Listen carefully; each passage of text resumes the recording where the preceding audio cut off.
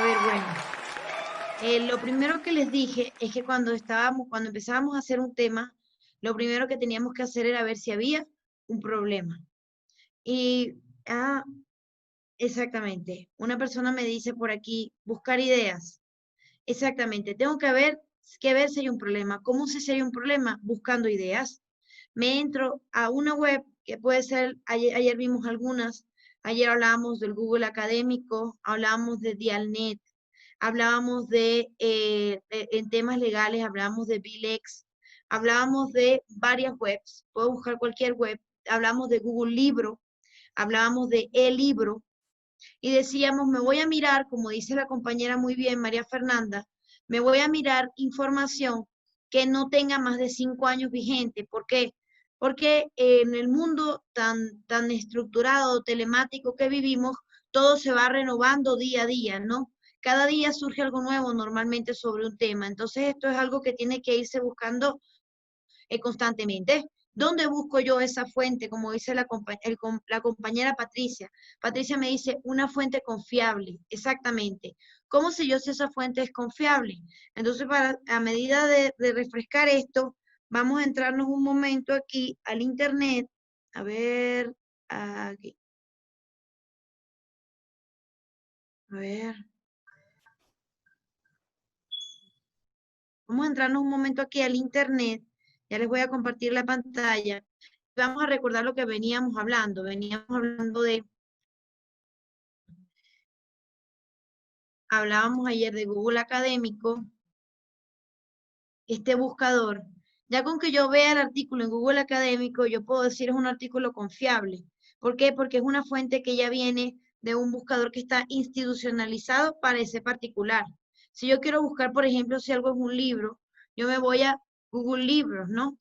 Yo les decía que existía también el Google Libros y digo, bueno, aquí en Google Libros tengo un servidor de un montón de documentos online que me dan acceso a un tema concreto que yo pueda buscar en su momento.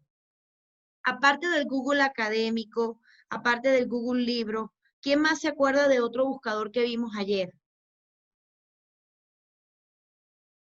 Sí, ¿quién más se acuerda? A ver, que le gusta más escribirme por el chat que participar en la clase. A ver,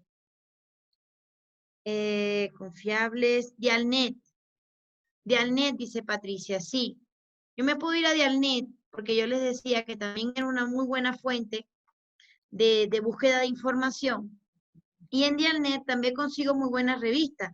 Fíjense, este buscador tiene una particularidad y es que me pregunta, ¿busco documentos o busco revistas? Y me dice que abajo nosotros se podemos mirar unas 10.000 revistas y en total una buena cantidad de documentos, unos 7 millones de documentos. Tenemos una posibilidad de decirte también si te podemos decir aquí un nombre de una revista que nosotros conozcamos, por ejemplo, y mirarlo inmediatamente, ¿no? A ver, esta Orbis, por ejemplo, yo pongo aquí, esta es una revista que yo conozco, ¿no? Y aquí me sale, bueno, aquí está Orbis, una revista de ciencias humanas, está en Edialnet, está en Latindex, aquí está Historias del Orbis Terratum, está Orbis Tertius, o sea, están varias revistas que efectivamente coinciden con este buscador. Porque puede ser que ya yo tenga más o menos mirada el tipo de revista en el que yo quiero buscar la información. Entonces yo más o menos ya sé que de esa manera lo miro, ¿no? Lo busco. Entonces, ahorita estamos en la parte de buscar información. Ya el último día de la clase, que es el sábado, nosotros tenemos que ya buscar, no buscar información, sino buscar revistas en las que publicar esa información. Entonces, eso ya es otra cosa. Pero para poder buscar una revista para publicar la información, yo tengo que haber escrito algo, ¿no? Porque si yo no tengo el artículo o si yo no sé hacer el artículo, ¿de qué sirve que yo tenga dónde publicarlo? Tengo que saber cómo hacerlo. Entonces, lo primero que hacemos es buscar algo, ¿no? Buscar ideas. Y voy viendo allí si puedo construir un problema. Una vez que yo busque esas ideas, yo me planteo, les decía yo ayer, dos cosas. ¿Se acuerdan? Me planteo el objetivo general y me planteo unos objetivos específicos para que me permitan a mí desarrollar la investigación. Yo les decía, esto no es una camisa de fuerza, ¿no? No es que esto va a ser siempre así o es que esto tiene que ser así necesariamente. Puede ser porque puede ocurrir que yo ya coja mucha práctica en esto y no me haga falta tener una guía, una taxonomía de Bloom, una lista de artículos que me ayuden a guiarme para escribir el artículo. Pero puede ser también que aunque yo tenga mucha práctica, al mejor cazador se le va la liebre, ¿no? Entonces, sería bueno también que yo considere siempre comportarme como desde el primer día que empecé a escribir. Es decir, porque dicen que el principiante o el que está empezando siempre es el que más, el que tiene una mayor cantidad, una mayor posibilidad de ser más minucioso. Entonces, en el ámbito científico siempre tenemos que buscar ser minuciosos. A ver quién me dice por aquí. Ay, saludos, Julio. Revista Orbit, revista Cielo, muy bien, Patricio. Sí, Cielo también es es una base de datos indexada, pero también es una buena forma de buscar información. Entonces, vamos a ver aquí. ¿Sí? ¿Alguien me hace una pregunta? Sí, yo, doctora Patricia. Ay, Patricia, dígame. Ya. Doctora, usted manifiesta en este momento que puedo construir un problema buscando la información en todos estos medios, el Google Academy, Google Libros, Dialnet, todo eso. Okay. Pero yo parto de otro hecho, no sé si eso está bien. Por ejemplo, como yo le explicaba, ¿no? En el ejercicio de mi profesión, yo me doy cuenta que hay ciertos temas que pueden ser sujetos de investigación. Por ejemplo, aquí tenemos en el Ecuador las medidas de protección que se están dando a favor de víctimas del desastre, pero se las están dando de manera indefinida, que perduran en el tiempo, no tienen un límite de caducidad. En mi opinión, eso es vulnerar derechos, ¿sí?, de la persona en contra de quien se giraron esas medidas. Para mí es un buen tema de investigación, entonces yo ya tengo el problema. Entonces, no tengo que ir a buscar crear un problema, sino identificar al problema y luego buscar cómo resolver el problema. No sé si eso está bien o pierdo mucho tiempo. Ajá, ya va. Alberto Arroyo. Alberto, ¿puedes apagar tu micrófono, por favor? Fíjense que, ajá, ya va. Ok, de acuerdo. Alberto, ¿puedes Sí, apagar tu hola. micrófono? Hola. Apago el Gracias. micrófono, pero no, ahí no te escucho, pues. Si lo apago. No, el tuyo. Lo que pasa es que para poder responder la pregunta a Patricia. Gracias. El tuyo nada más tienes que apagar. Miren, verá. A ver, Patricia, cuando decíamos ayer que buscábamos información, lo hacíamos primero para buscar un problema cuando yo no tengo la idea de sí. Yo tengo que tener una idea en la cabeza, pero si yo no tengo una idea muy concreta, yo busco la información para ver si encuentro algo que me genere o que me llame la atención para investigar. Pero si como tú dices ya tengo algo para investigar, no significa que tengo algo ya investigado, sino que significa que es una idea que va en desarrollo. Entonces también tengo que buscar información, porque esa búsqueda de información me va a permitir a mí tener ideas para poder ver. No puedo decir, no hay un trabajo que yo pueda decir, esto es de mi autoría única y solamente estoy yo allí. ¿Por qué? ¿Por qué?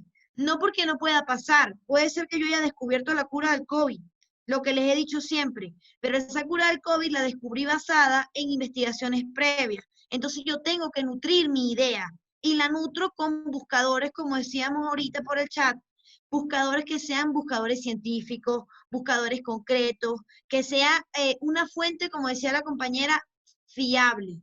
Esa fuente fiable solo me la da la página que efectivamente me está buscando la fuente fiable. Yo no me puedo meter en Facebook y decir igualdad de género en Facebook o en Wikipedia, por ejemplo, porque son fuentes, o sea, primero, Facebook es una red social, no es una red académica. Y segundo, Wikipedia es una red que de repente contiene mucha información, pero es una información que no está, que es escrita por los usuarios. Entonces no es una información que es completamente verídica o una información que yo puedo decir es científicamente sustentable. ¿Sí? Entonces, eso es lo primero que tenemos que hacer, buscar información. Luego, cuando busquemos información, nos planteamos unos objetivos. Bueno, esa es mi idea para poder escribir el artículo. Y ahí ya yo tengo una idea, yo sé qué es lo que tengo que buscar. ¿Se acuerdan que yo les decía ayer hablábamos de estas tres cosas? Ya, vamos a ver si la... Alberto, ¿tú tenías alguna duda? ¿Que me querías decir algo? Alberto. A ver, ¿dónde está esto? Ya va. Aquí está. Ay, no. Ya va, que estoy abriendo el documento que les había indicado. Aquí. Entonces vamos a ver aquí. Uy, se me...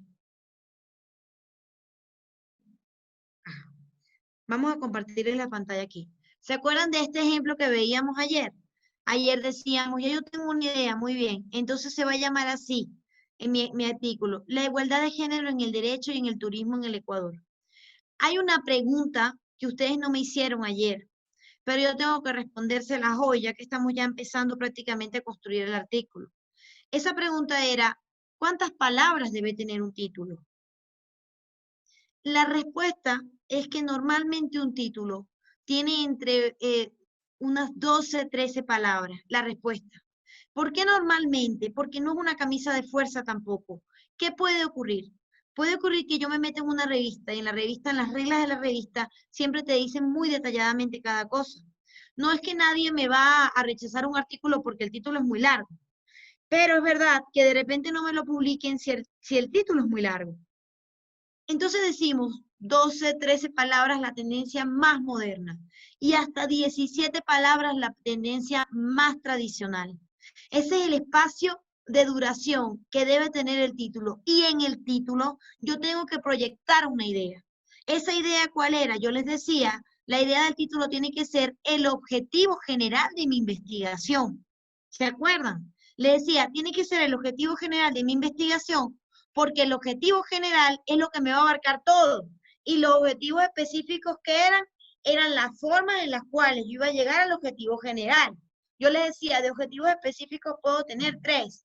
Bueno, tradicionalmente tengo tres.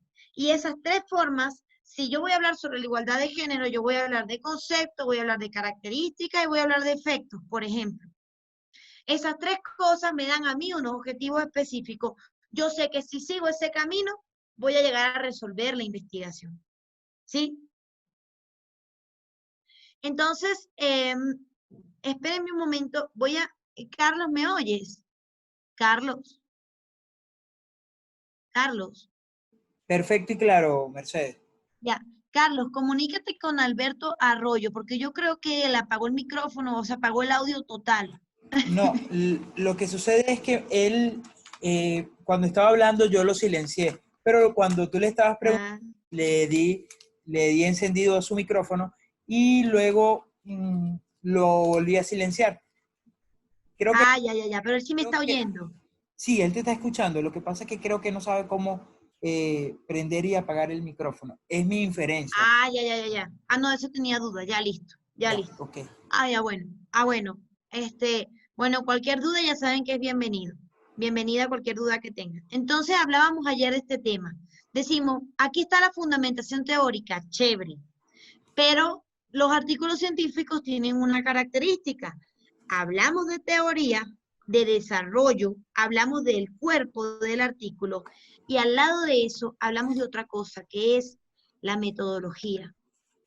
¿Cómo establecemos una metodología para el artículo científico?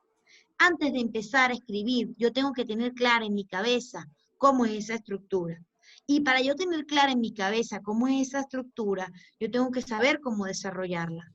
Entonces, me voy a ir aquí y les voy a compartir las diapositivas que se las tengo prometidas, que se las voy a enviar y yo pienso enviárselas el último día de clase, pero tranquilamente creo que ya hoy hemos avanzado lo suficiente para enviárselas desde hoy. Entonces, voy a enviárselas ahorita. Ay, por favor, apaguen los micrófonos, por favor. A ver. Entonces me voy aquí. ¿Dónde quedamos nosotros? ¿Están viendo todas las diapositivas? ¿Sí o no? Sí, sí, se ven. Ya. Entonces ayer estábamos hablando un poquito de todo esto. Hablábamos de objetivos, hablábamos de ideas, hablábamos de objetivos generales y objetivos específicos, un poco lo que les he venido hablando este momento. Y caemos o terminamos en esto ya, que sería hablar de los enfoques o de las modalidades de investigación. Este enfoque, modalidad de investigación, es ya hablar de lo que es la parte teórica de la investigación. Entonces, perdón, la parte metodológica de la investigación. Entonces, ¿cómo nos vamos hacia la parte metodológica de la investigación? Tendríamos que decir, bueno, hablamos siempre de dos cosas cuando hablamos de la metodología. Hablamos de la, uy, tengo muchos mensajes en el chat, ya va, vamos a leerlos primero. Ah, saludos cordiales. Un saludo, Alberto. A ver, los objetivos específicos podrían ser la fundamentación teórica. Sí, María Fernanda, yo les decía, los objetivos específicos me los planteo, o es la forma en la que yo hago los artículos. Yo, Mercedes Navarro, hago los artículos de esa manera para en el momento en el que se desarrolla la investigación, no estar perdida en relación a cómo la voy a desarrollar. ¿Por qué?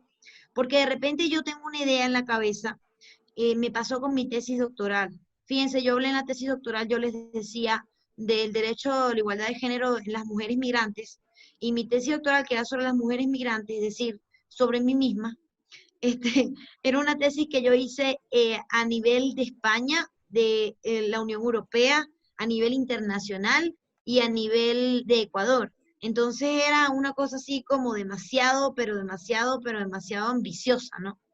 Entonces a mí me pasó cuando escribí la tesis, y yo hubiese tenido alguien, me hubiese gustado tener alguien que me dijera, oye, plantéate unos objetivos, porque el problema fue que yo escribí la tesis y cuando empecé a escribir había un millón de cosas de todas las legislaciones. Y yo escribía, y eran más, aparecían más.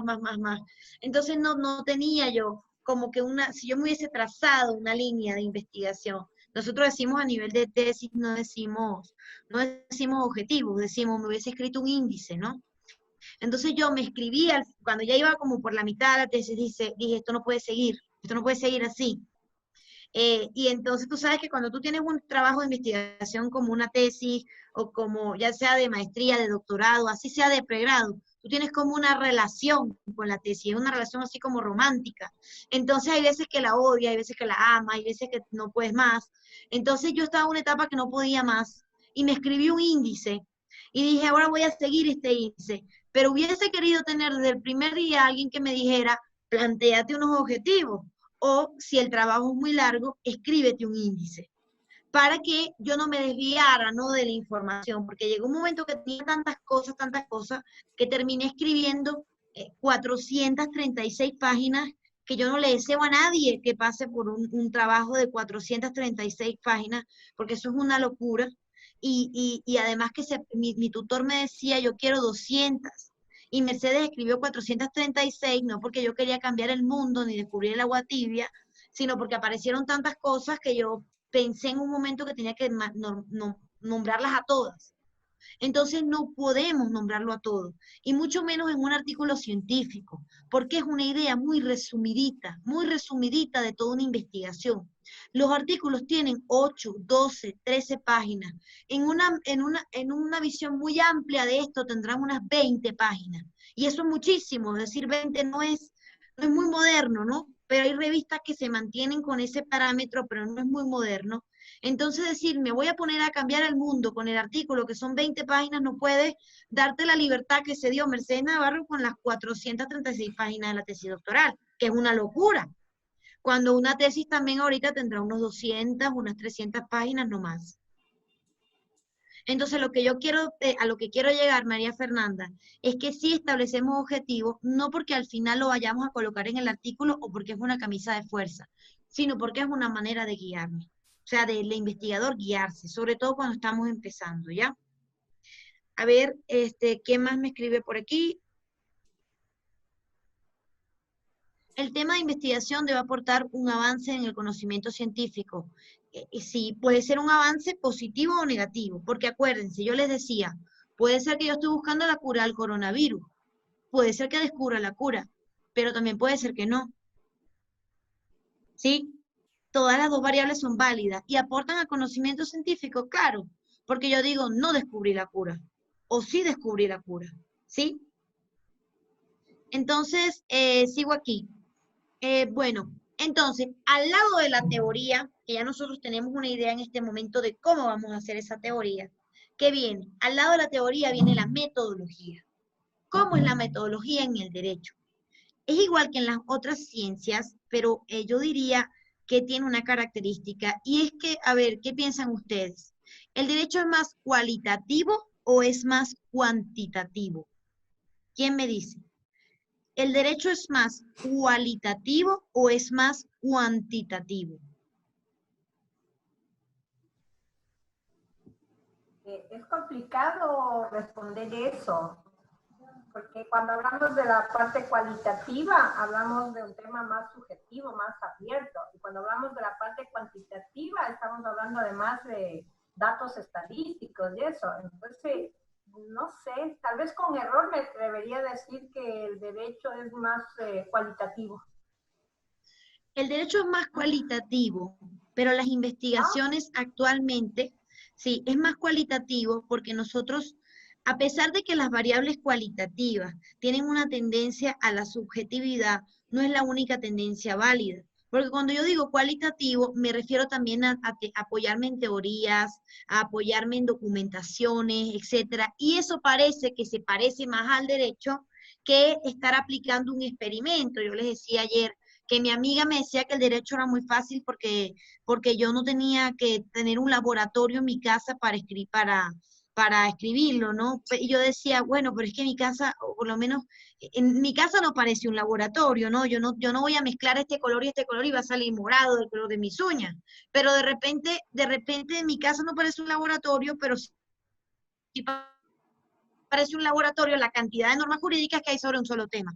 Si yo entro allí y no hay, ojalá hubiese el color verde y el color azul. No, están todos los colores allí. Cuando yo entro a buscar una información sobre un tema en el mundo jurídico. Y todo el mundo opina, todo el mundo tiene algo que decir. Todo el mundo tiene un punto de vista, todo el mundo tiene una interpretación de la ley. Entonces casi que sería más sencillo que yo tuviese dos colores. Y yo diría, estos son los dos colores, estas son las dos opciones. Pero no, aquí no hay dos opciones, aquí hay 1.000.000 de opciones y eso lo hace más complicado desde mi punto de vista. A ver, Alberto me dice, ¿cuáles son las fuentes confiables de la investigación? Una fuente confiable a lo que se refería a la compañera Alberto, es este tema que veíamos el día de ayer cuando decíamos vamos a entrarnos a una web en la cual aparezca un artículo científico.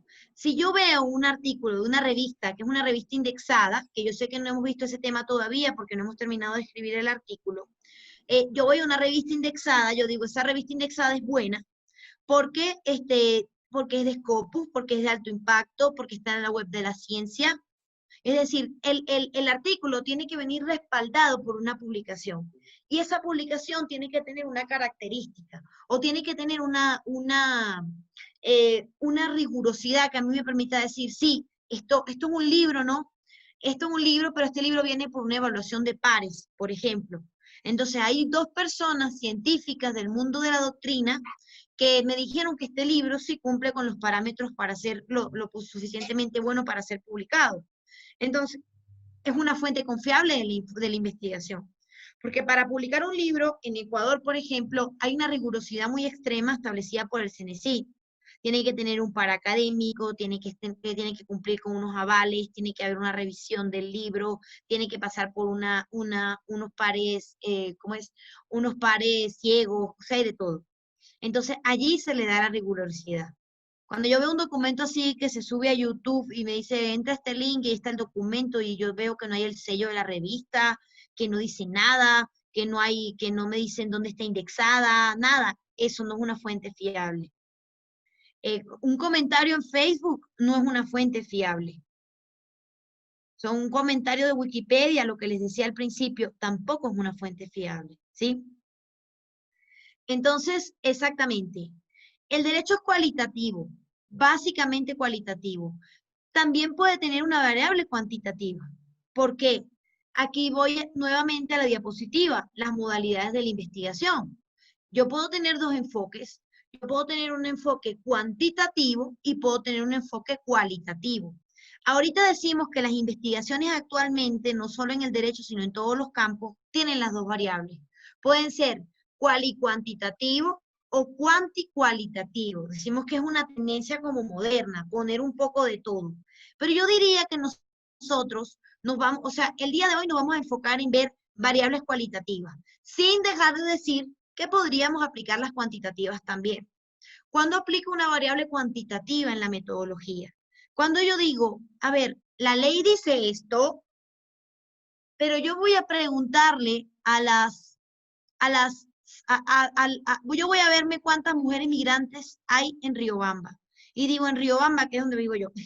Voy a decir, en Riobamba hay 500 mujeres migrantes. Entonces, esas 500 mujeres migrantes son mi población. La población es de 500, porque la población siempre es todo lo que hay. Y digo, de esa población, de esas 500 mujeres, yo le voy a hacer una encuesta a 100. Estoy tomando una muestra, es decir, una parte de la población. Y a esa muestra, a esas 100 mujeres o 200 mujeres o las que yo considere según mi... A ver, debería ser un 10% por lo menos. Debería ser un 10% por lo menos.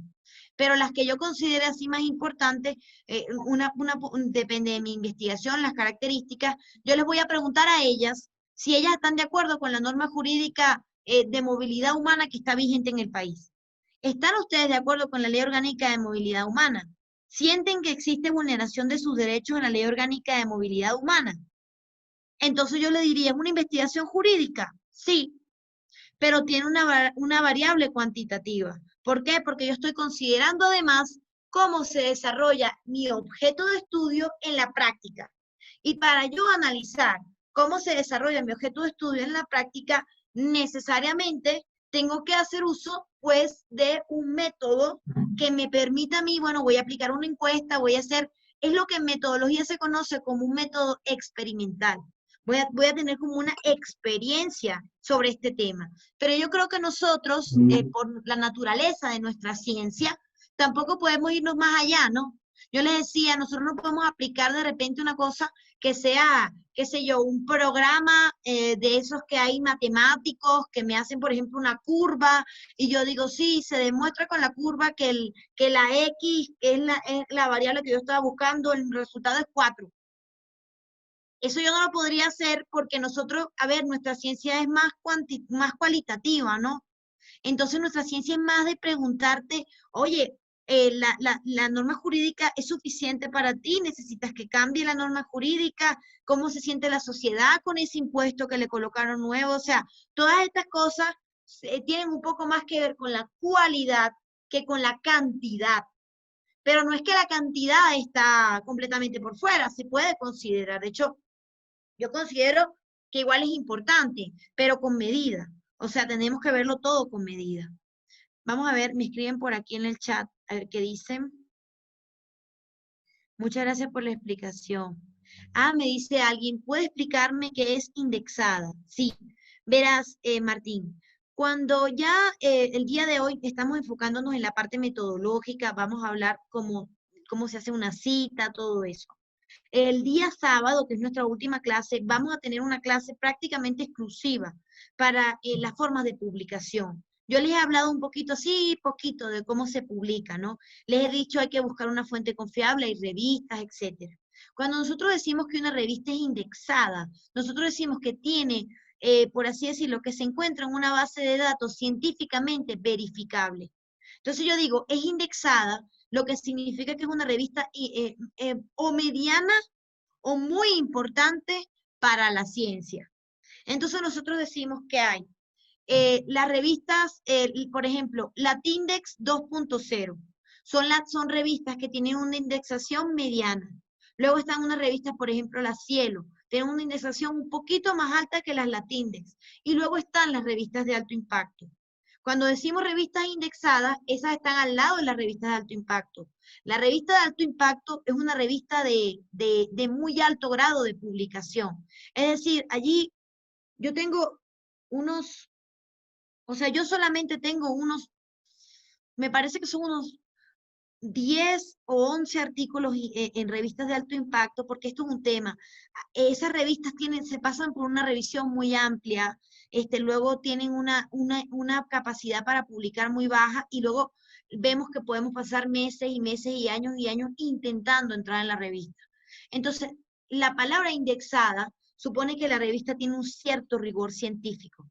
Es decir, tiene unas características, no es tan fácil publicar allí. No es como que yo envío el artículo y ya me lo publican, no. O sea, pasa por varias revisiones, me la pueden rechazar, a todo el mundo le rechazan un artículo en su vida. A mí me han rechazado muchísimos, porque a veces te lo rechazan incluso, no porque tu investigación esté mal, sino que de repente no cumple con los parámetros de la revista, no es del tema de la revista. O sea, todo esto vamos a ver con más precisión el sábado, pero haciendo un abreboca, sería una revista indexada, sería una revista que tuviese o que tenga un grado científico importante, para yo poder decir, sí, bueno, me voy a mirar esta investigación de Mercedes Navarro, porque está en la revista Orbis, que es una revista de la web de la ciencia, y al ser una revista de la web de la ciencia, es una revista de alto impacto.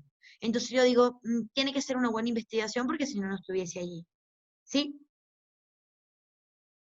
A ver, ¿quién más me pregunta cosas?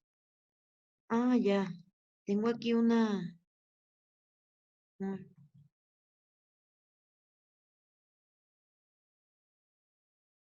a ver, a ver. Ya. Entonces, bueno, sigo aquí. Entonces tenemos esos dos enfoques, el enfoque cuantitativo y el enfoque cualitativo.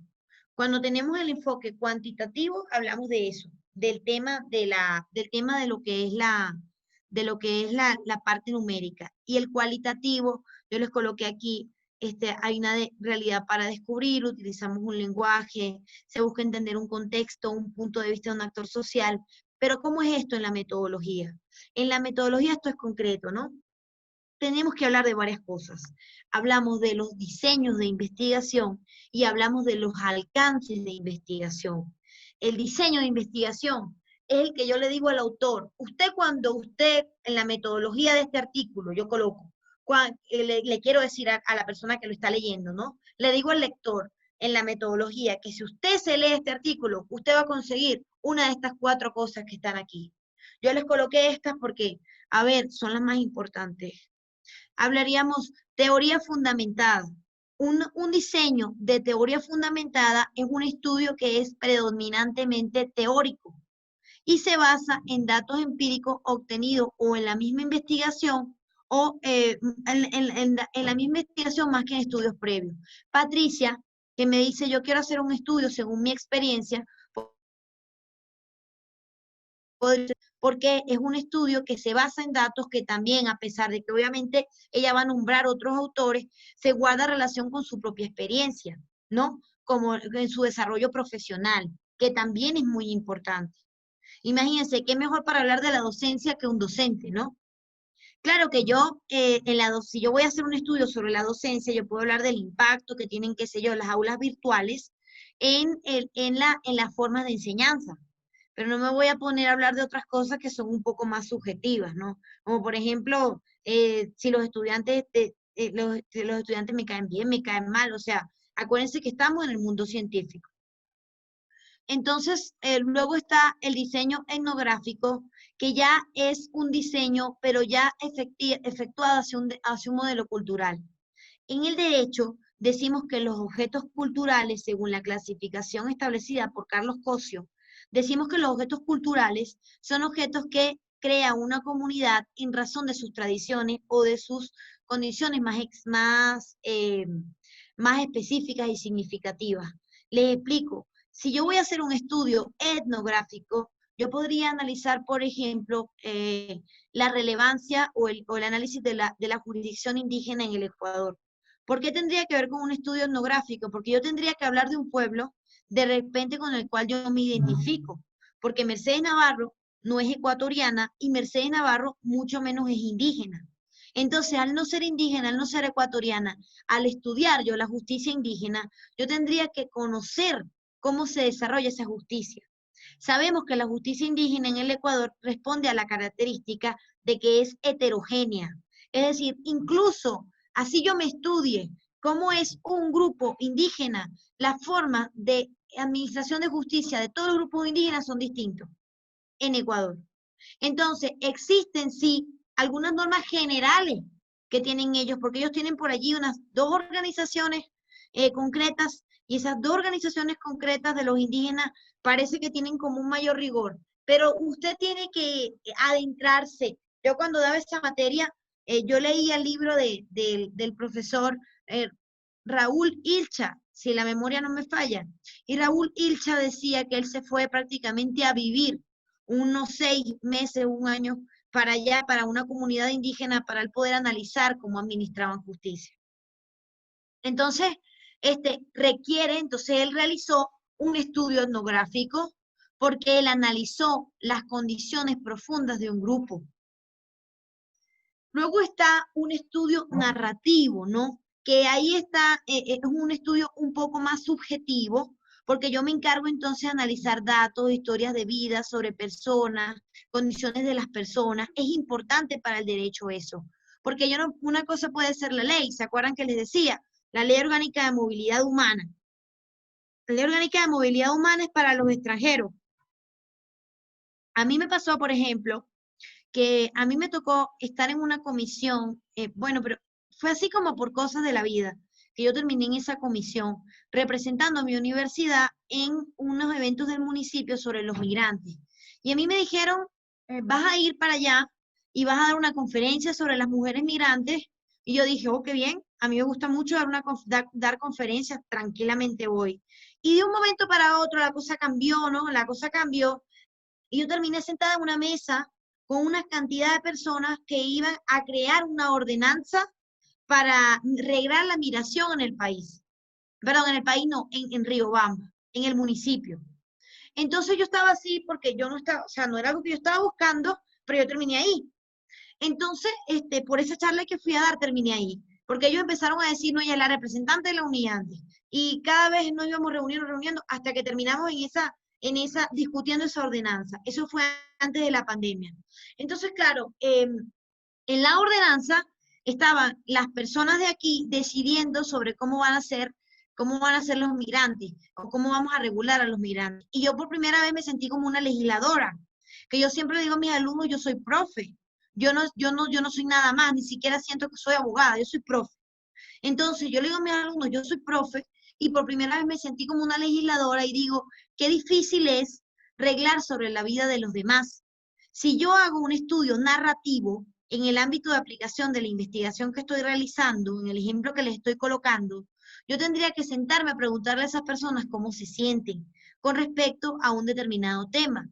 Habría que considerar a los migrantes para ese ejemplo de esa ley de migración o de esa ordenanza de migración en Riobamba. Y como yo era la única migrante que estaba sentada allí, ¿no? Ellos ponían alguna palabra y yo decía, oye, ¿por qué estás diciendo eso? Por ejemplo, colocaron, esta ley va dirigida en especial a los migrantes venezolanos. ¡Ay! ¿Y es que acaso solo en Venezuela, solo los venezolanos somos migrantes? Y yo inmediatamente me sentí así como muy afectada por esa situación. Y pienso que este tipo de estudios es importante porque no es solamente la norma, como yo les digo, sino cómo se siente el migrante a través de la norma.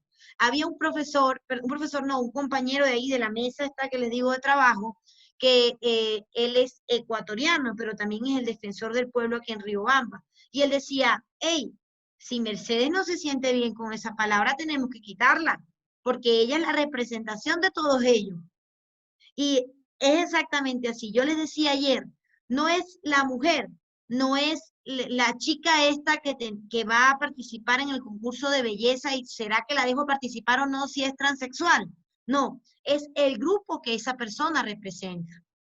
Entonces, el estudio narrativo es un estudio más subjetivo, pero sigue siendo igual de importante. Y por último, hablamos de un estudio de investigación-acción, que es un estudio que mezcla un poco el conocimiento con la práctica. Podríamos decir una cosa que la otra. Lo importante es, fíjense, yo puedo mezclar o de hecho no es una camisa de fuerza tampoco decir, la investigación tiene que ser esta. Yo puedo mezclar un poco los tipos de diseño, es decir, bueno, es un diseño de teoría fundamentada, pero tiene una característica de etnográfica, tiene una característica narrativa, o sea, yo puedo jugar un poco con estas terminologías. Lo que no puedo hacer es venderle una idea a quien está leyendo el estudio y que esa idea no se cumpla.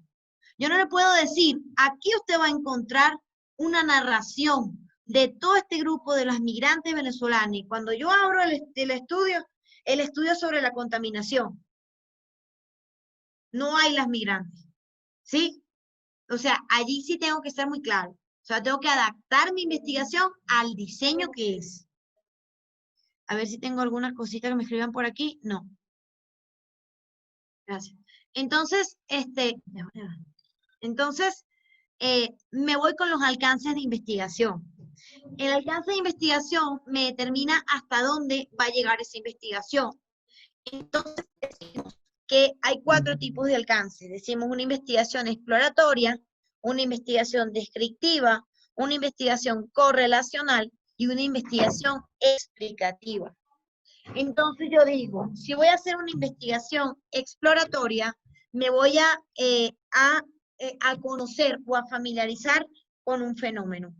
Yo voy a hacer imagínense que no estuviésemos ahorita en julio. Imagínense que estuviésemos en diciembre del año pasado. Y yo vivo en China. Y entonces ocurrió el primer brote del COVID. Voy a hacer una pequeña investigación sobre el COVID. Es algo novedoso porque tiene unas 2, 3 semanas que apareció, ¿no? Que está en este momento en el aire. Y yo entonces diré que mi investigación es exploratoria porque de este tema es un tema un poco desconocido, un poco estudiado para la fecha y por ese motivo me comporto de esa manera. Al lado de eso puedo decir, o puedo hacer también una investigación descriptiva. ¿Cómo es y cómo se manifiesta un fenómeno y sus componentes? Vamos a ver qué afectación tuvo el COVID en las regulaciones laborales en el Ecuador. Vamos a ver qué afectación tuvo el COVID en la salud mental de las personas en el Ecuador.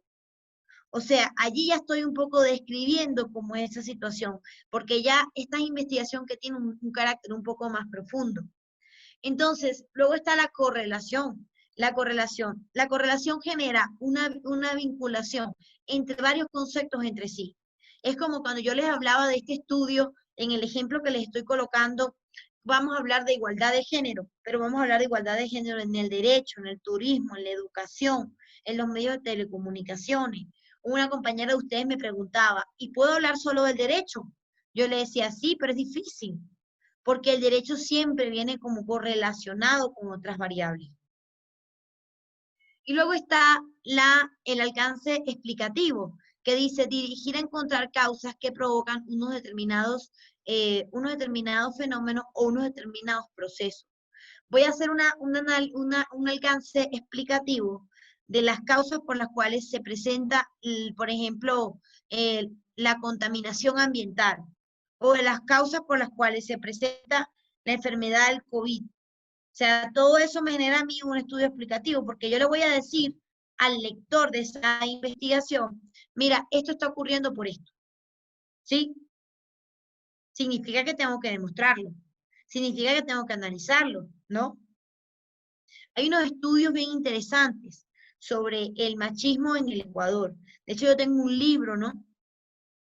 Un libro donde un autor plantea una teoría y dice que eso ocurre porque, o sea, que el machismo se presenta porque es como una manifestación de un carácter social que se traslada hacia el ámbito laboral y hacia todos los aspectos de la sociedad.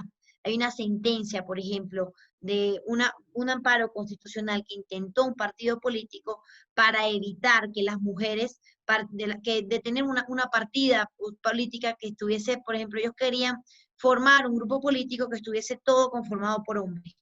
Entonces decían, es que la paridad más bien es una forma de discriminación, decían este partido. Decía, la paridad es una forma de discriminación porque las mujeres viven en las mismas condiciones que los hombres. Y es muy gracioso que diga un hombre eso, ¿no? Que las mujeres son iguales que los hombres. Y lo dice un hombre. No es así, ¿no? Entonces, decimos que ¿por qué se provoca ese machismo? Entonces decía el autor, ¿no? que planteaba esta teoría, el del libro que les digo, que esto era algo como una cuestión, así veíamos como el machismo era un factor que se trasladaba a todos los aspectos sociales. Y es muy machista decir, aquí no pasa nada, las mujeres tienen las mismas condiciones, pero en la vida real, cuando veíamos las estadísticas, decía el autor, ¿no? Cuando veíamos las estadísticas de cómo eran las elecciones antes de que existiera la paridad e incluso con las normas de paridad, la población tenía una mayor tendencia a elegir de gobernantes a los hombres. Entonces, había ese choque, ¿no? Siempre tradicional, o ese choque de culturas que decían, esto viene de una cuestión muy antigua, en la cual la mujer se ha quedado tradicionalmente en su casa y el hombre es el que ha ido a trabajar. Y el rato que la mujer comenzó a irse a trabajar, comenzó a recargarse más bien de cosas, porque ahora trabajaba y seguía con las labores del hogar. Eso es como cuando usted se lee la Constitución de Venezuela. La Constitución de Venezuela dice una cosa muy graciosa. Dice, se va a reconocer el trabajo de las mujeres amas de casa. Y nosotros decíamos por ahí, cuando no sabíamos mucho de estos temas, wow, imagínense, ahora las amas de casa va a reconocerse su trabajo, van a tener seguridad social. Pero ¿por qué las mujeres son las amas de casa?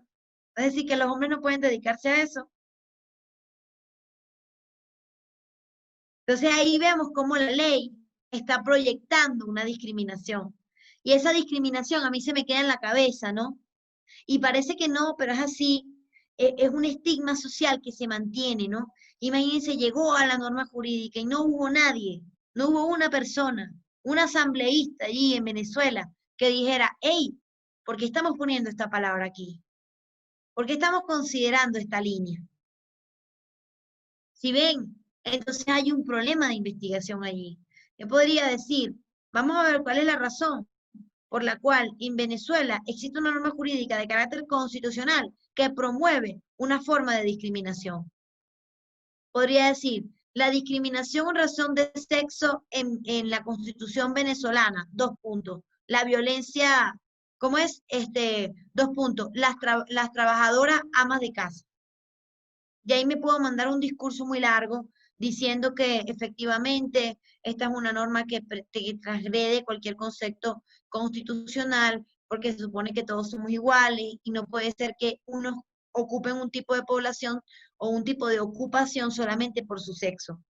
Que sí es verdad que la mayoría de las mujeres efectivamente pues se dedican al trabajo del hogar, pero no es una camisa de fuerza eso, tampoco no es obligatorio. Usted también puede llegar a hacer otra cosa en la vida, ¿no? Entonces, a ver, quiero que me digan si hasta aquí han venido entendiendo lo que digo, o sea, lo que he venido explicando. Este tema de la metodología, que yo sé que tiene que ser un poquito más complejo. Quiero que alguien me diga si tiene alguna duda, no importa si no lo escriben, lo pueden escribir por aquí por el chat, que yo sé que les gusta más escribir por el chat. Vamos a ver aquí. Ay, no puedo abrir el chat. Alguien me está escribiendo, ya. Ah, sí, sí, sí, sí, sí. Alberto. Alberto dice, la Constitución de 1830 del Ecuador es una norma jurídica excluyente y discriminadora. Establecía requisitos para ser considerado ciudadano. Fíjate que esto no lo sabía. Yo estudié las constituciones de Ecuador y más que todo las leyes de los migrantes del Ecuador cuando hice la tesis doctoral. Y sí me pareció que tenían algunas cosas excluyentes. Por ejemplo, antes la mujer que se casaba con un ecuatoriano tenía la nacionalidad o acceso a la nacionalidad ecuatoriana. Pero cuando un hombre, mentira, pero cuando un hombre extranjero se casaba con una mujer ecuatoriana, no tenía acceso a la nacionalidad. Esa es una de las formas de discriminación directa más amplias que yo he visto en una norma jurídica. Pero todo es ir cambiando los paradigmas. O sea, yo les decía, el derecho está así, todos los días evoluciona, todos los días cambia, todos los días decimos algo nuevo. Imagínense, el otro día yo vi a Trump en la televisión con la Biblia. Y a mí me parece que Trump no es que sea muy religioso, ¿no? Y yo lo vi con la Biblia, ¿no? ¿Por qué? Porque, bueno, porque como les decía, o sea, vivimos en un mundo tan sensible, en un mundo en el que tú dices algo y ya te están grabando, ya tienen acceso a lo que tú estás pensando, a lo que tú dices, que esto, a ver, esto tenemos que pensándolo muy bien cuando decimos vamos a comportarnos de una manera o de otra, porque todo se puede malinterpretar. Mi profesora de inglés decía, cuando algo puede ser considerado una discriminación o cuando algo puede ser considerado excluyente, es preferible no decirlo. Entonces, fíjense, yo veo aquí que tengo aquí una diapositiva, y déjenme ver si es solo esta o también la otra. Sí, tengo aquí unas diapositivas que se me colaron aquí, y nos faltó verlas sobre los tipos de los diseños. Vimos inicialmente 4 tipos de diseño, él decía hay más, pero no pensaba que las había incluido en la presentación. Por lo visto sí, entonces vamos a hablar de ellos, no pasa nada. A ver, también podríamos establecer un tipo de diseño histórico. Decimos una operación intelectual que me descompone, ¿no? En varias partes un objeto. Entonces yo podría, por ejemplo, analizar, ¿verdad? Digo, mi diseño va a ser histórico, yo voy a analizar, ¿verdad? La igualdad de género desde 1830 hasta el día de hoy, que ya les digo yo que ha cambiado muchísimo este tema. ¿Por qué? Porque antes incluso ocurre que el mundo no existían muchas condiciones para todas las personas. Entonces, por ejemplo, veíamos que violadores, traficantes de menores súper importantes o súper reconocidos como Jeffrey Epstein, tenían la posibilidad de hacer que el FBI le cerrara un caso y eso quedaba allí y no pasaba nada. Igual que como pasó con el príncipe Andrés, que dicen que también que es un violador, que estaba en esa lista de Jeffrey Epstein. Y bueno, y simplemente eso quedaba allí, tenía efecto de cosas juzgadas, esta gente no iba a la cárcel, o sea, y todo esto ha cambiado mucho. Entonces yo podría escribir desde el 2000, desde 1830 hasta la actualidad, cómo se desarrolla históricamente ese problema. Pero no podría plantearme un objetivo tan amplio cuando voy a hacer un artículo porque esto es algo muy reducido, tendría que hablar una fecha un poco más actual, ¿no?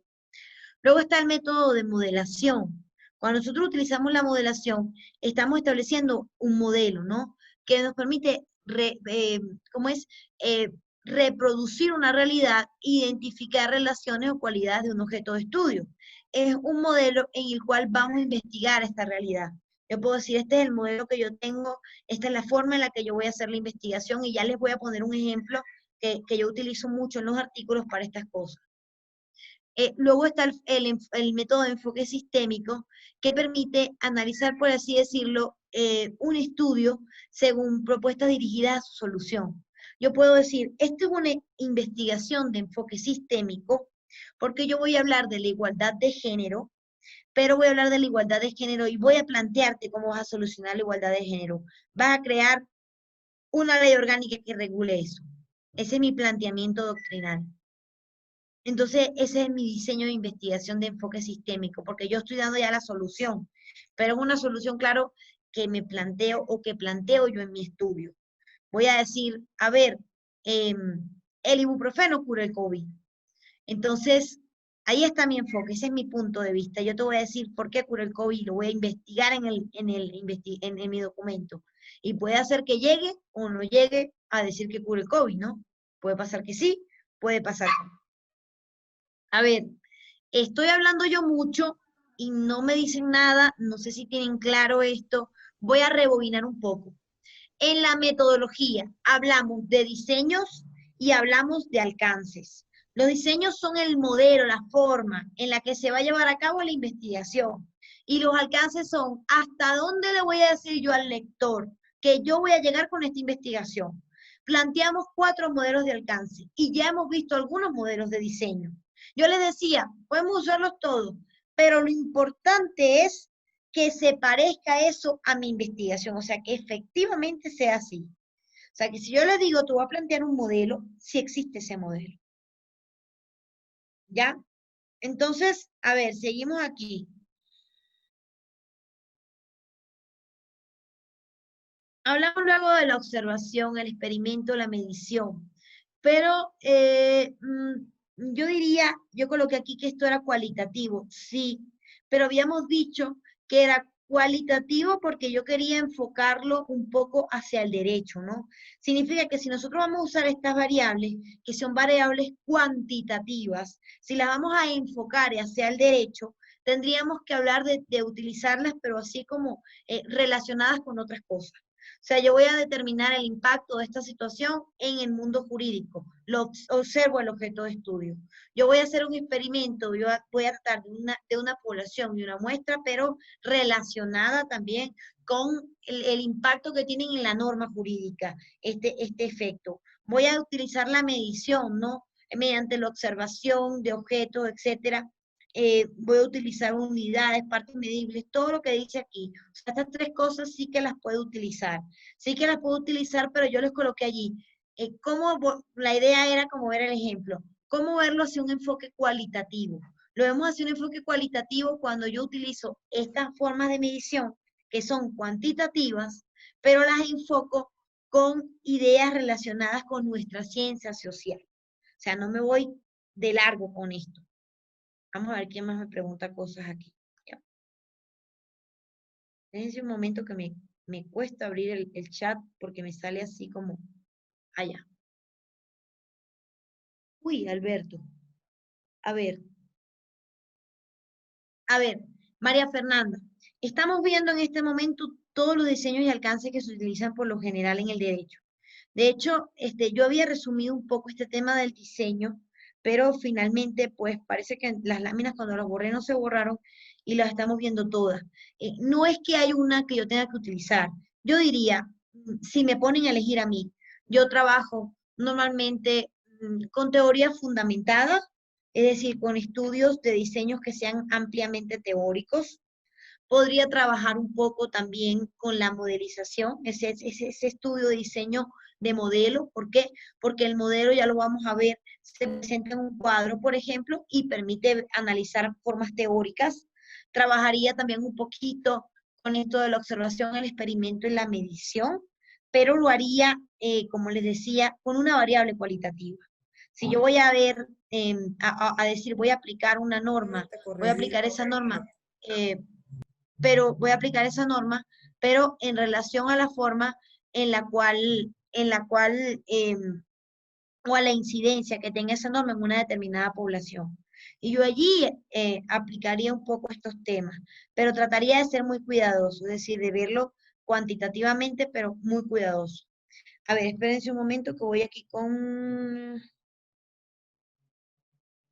tipo de providencias judiciales, por ejemplo. Las providencias judiciales, me imagino que te refieres a sentencias, me imagino que te refieres a formas de decisiones de los jueces. Sí, porque eso también también podría ser, mire, eso podría ser dos cosas.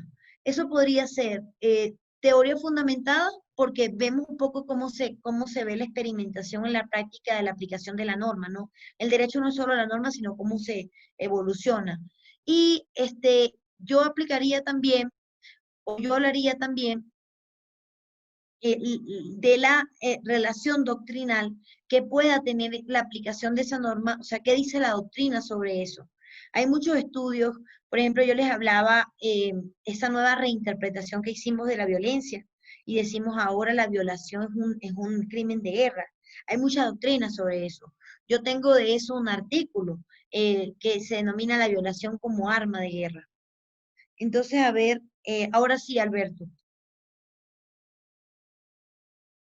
Ese modelo se le dice al lector subliminalmente dentro de la investigación. No, el modelo, bueno, no entiendo muy bien la pregunta, pero lo que entiendo, el modelo es como un planteamiento en el cual tú vas a resumir las cosas más importantes de la investigación. Y tú lo presentas, por ejemplo, en una tabla. Y tú le dices al lector, hay esto. Y esto, yo llegué o sea, se aplicó esta metodología de modelo, llegamos a esto, pero basado en esta circunstancia. Ya se los voy a mostrar con un ejemplo, porque sí que tengo un ejemplo aquí en las diapositivas específicamente para ese tema. Entonces, a ver qué más me dicen. Ah, sí, dice María Fernanda. Sí, me imaginé que te referías a eso, pero me queda la duda, espera, que hay una cosa aquí que quiero. Podríamos mezclar ese ejemplo que tú me dices, cómo hacemos para trabajar con la sentencia.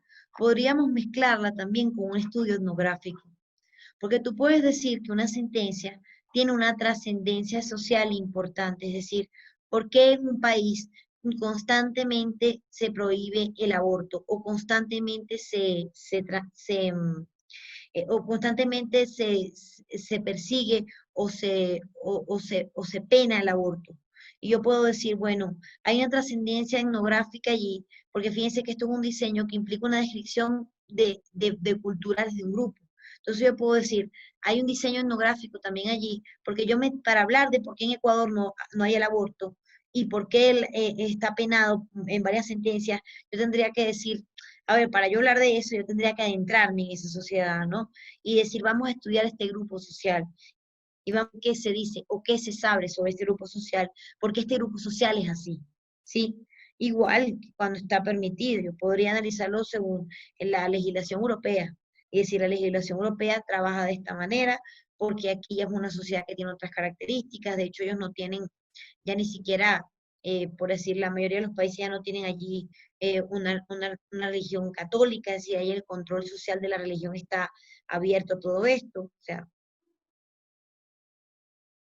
Y por último vemos que hay un diseño, por ejemplo, de análisis documental. A mí también me gusta mucho el diseño de análisis documental, porque allí, o sea, simplemente yo comparo cosas que puedan decir varios autores sobre un tema.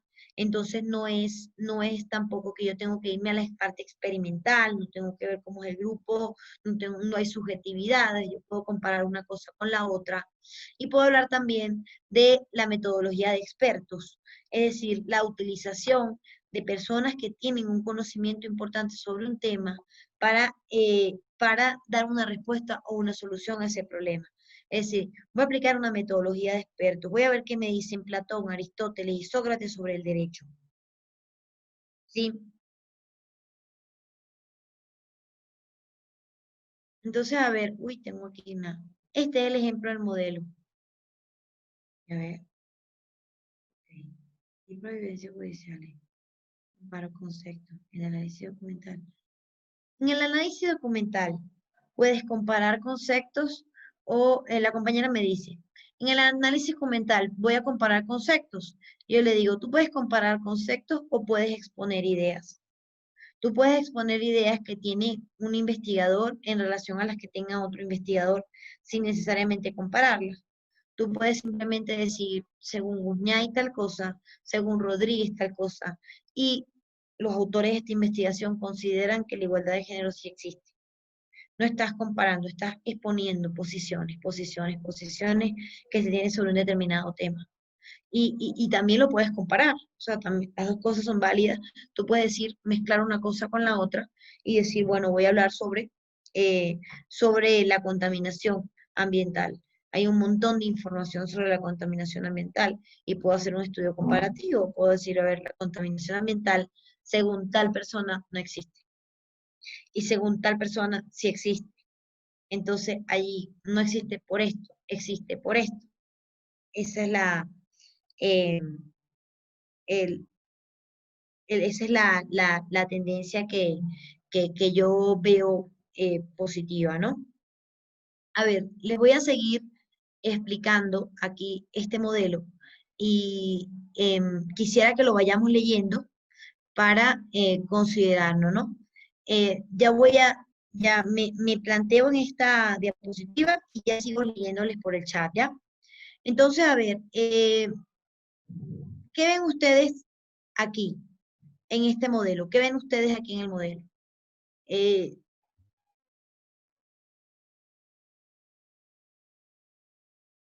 ¿Quién me dice algo sobre esto?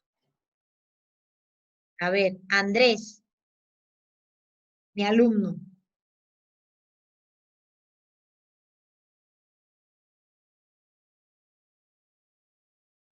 Nada. Ok, bueno. A ver, me están poniendo algo ahora sí voy a leer los mensajitos, a ver si me escriben algo sobre esto. Ah, me mandó un mensaje a María Fernanda. A ver, María Fernanda dice, es necesario utilizar el Atlasti para eso, para que sea considerado artículo científico? El Atlasti es un buscador un buscador no un buscador, es como un programa para análisis cualitativo de las cosas.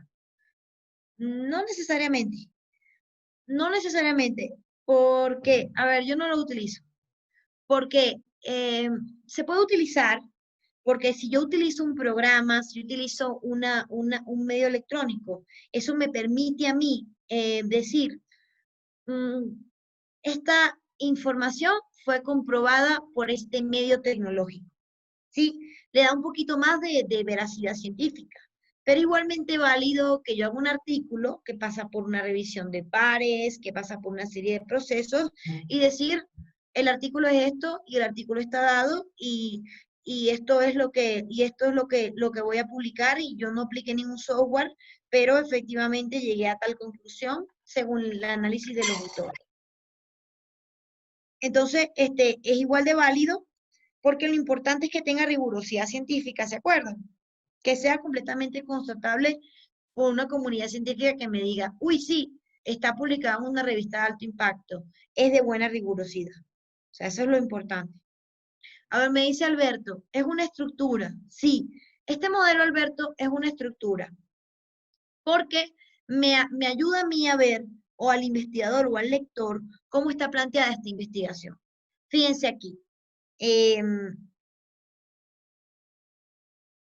Exactamente, María Fernanda. Me leíste la palabra, o sea, la mente. A ver, María Fernanda dice, las categorías son objetivos específicos, son como los subtemas. Sí, fíjense algo. Yo les había planteado un modelo para realizar, por así decirlo, les había planteado un modelo para realizar el artículo. Y yo les decía, ya, les voy a dar los diseños, les voy a dar los alcances para la metodología, y luego tenemos que mezclar la metodología o plasmar la metodología en el artículo. De la forma más sencilla, si nos planteamos una investigación teórica, ¿verdad? Una investigación ya sea de análisis teórico o de teoría fundamentada, nos iríamos a elaborar una matriz que podría ser escrita o podría ser en un cuadro, que realmente este cuadro no es un cuadro, sino nosotros sabemos que es un modelo. ¿Por qué es un modelo? Porque yo aquí voy a llenar todos estos objetos y voy a llegar a lo que es mi investigación. Y digo, los modelos tienen un objetivo general, esto no es una camisa de fuerza, puede o no puede ser así, y unas categorías. Y dentro de las categorías yo voy a colocar lo que es, sorpresa, nuestros objetivos específicos. ¿Por qué? Porque acuérdense que el artículo funciona en una sola línea. No es que hay distintas líneas, es una sola línea en la que va el artículo. Y esa sola línea en la que va el artículo me permite decir a mí, vamos en una línea recta. Yo voy a llegar a esas tres cosas. Entonces ahí vemos igualdad de género, derecho a la igualdad de género en Ecuador, igualdad de género en el turismo en el Ecuador. Son mis mismos tres objetivos específicos. Y luego le planteo a la persona que está leyendo el objetivo general en el modelo. ¿Por qué? Porque el investigador o la persona que está leyendo mi artículo va a decir, ah, muy bien, aquí se aplicó esto, arriba le pongo un enunciado diciéndole teoría fundamentada, análisis etnográfico, un diseño, un alcance, y luego le pongo el cuadro, y él puede verificar cómo se aplica esa metodología y cómo se subdivide o se estudia ese artículo. ¿Qué es esto que dice aquí? Subcategorías. Esas subcategorías son pequeñas cosas que yo voy colocando en cada objetivo específico, en cada apartado. Yo voy a hablar de relaciones interpersonales, de estructuras, etcétera. En la otra voy a hablar de normativas, de leyes. En la otra voy a hablar de conceptos, de importancia. Y por último pongo unidades de análisis. Las unidades de análisis son toditos los autores que yo voy a utilizar según el apartado en el cual estoy utilizando. Y digo, oye, te voy a presentar este cuadro. Y en este cuadro te voy a decir cómo está estructurada esta investigación. Te hago un párrafo donde te hablo de la metodología y termino con este cuadro, que también forma parte de la metodología, en donde te explico todas las cosas que tiene mi investigación. ¿Sí? Entonces, al lado de todo esto, cuando ya esté construido, ¿no? Yo puedo agregar otra tablita y en esa otra tablita colocar podría colocar conclusiones, o podría llegar o colocar resultados, y decir en esa otra tablita al lado de esta, o sea, otra viñeta al lado de esta, decir a qué llegué con cada cosa. Fíjense, se lo voy a mostrar más gráficamente. Ya, pero déjenme ver aquí qué me dicen. Ah, tengo 3 mensajes. Alberto, Andrés, doctora, nos puede ayudar con un ejemplo y aplicar la metodología. Sí, este es un ejemplo, Andrés, porque ya aquí estamos aplicando la metodología precisamente es sobre el artículo que estamos construyendo poco a poco. Ya les voy a colocar esto lo vamos a ver ya en en el artículo que estamos trabajando en el documento de Word. Iba justo para allá. Vamos a ver qué me dice por aquí. Alberto dice, doctora, dentro de las normas jurídicas, entiendo que se encuentran las leyes y otro tipo de normas jurídicas. En la parte de las normas jurídicas, bueno, lo que pasa es que todo lo que yo coloqué en este modelo tienen que ser cosas que yo coloque según lo que dice mi artículo. Entonces yo lo puse así muy general porque de repente fue muy rápido, pero si yo lo estuviese haciendo con más tino, yo colocaría concretamente cuáles son esas leyes. Diría, en el derecho a la igualdad de género en el Ecuador, yo hablé de la Constitución, hablé del Código, hablé del Código Orgánico Integral Penal, hablé de leyes concretas y pondría en las subcategorías esas leyes concretas. ¿Sí?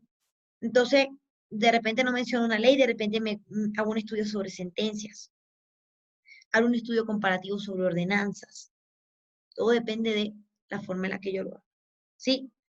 Vamos a ver ahora lo que me preguntaba Andrés. A ver.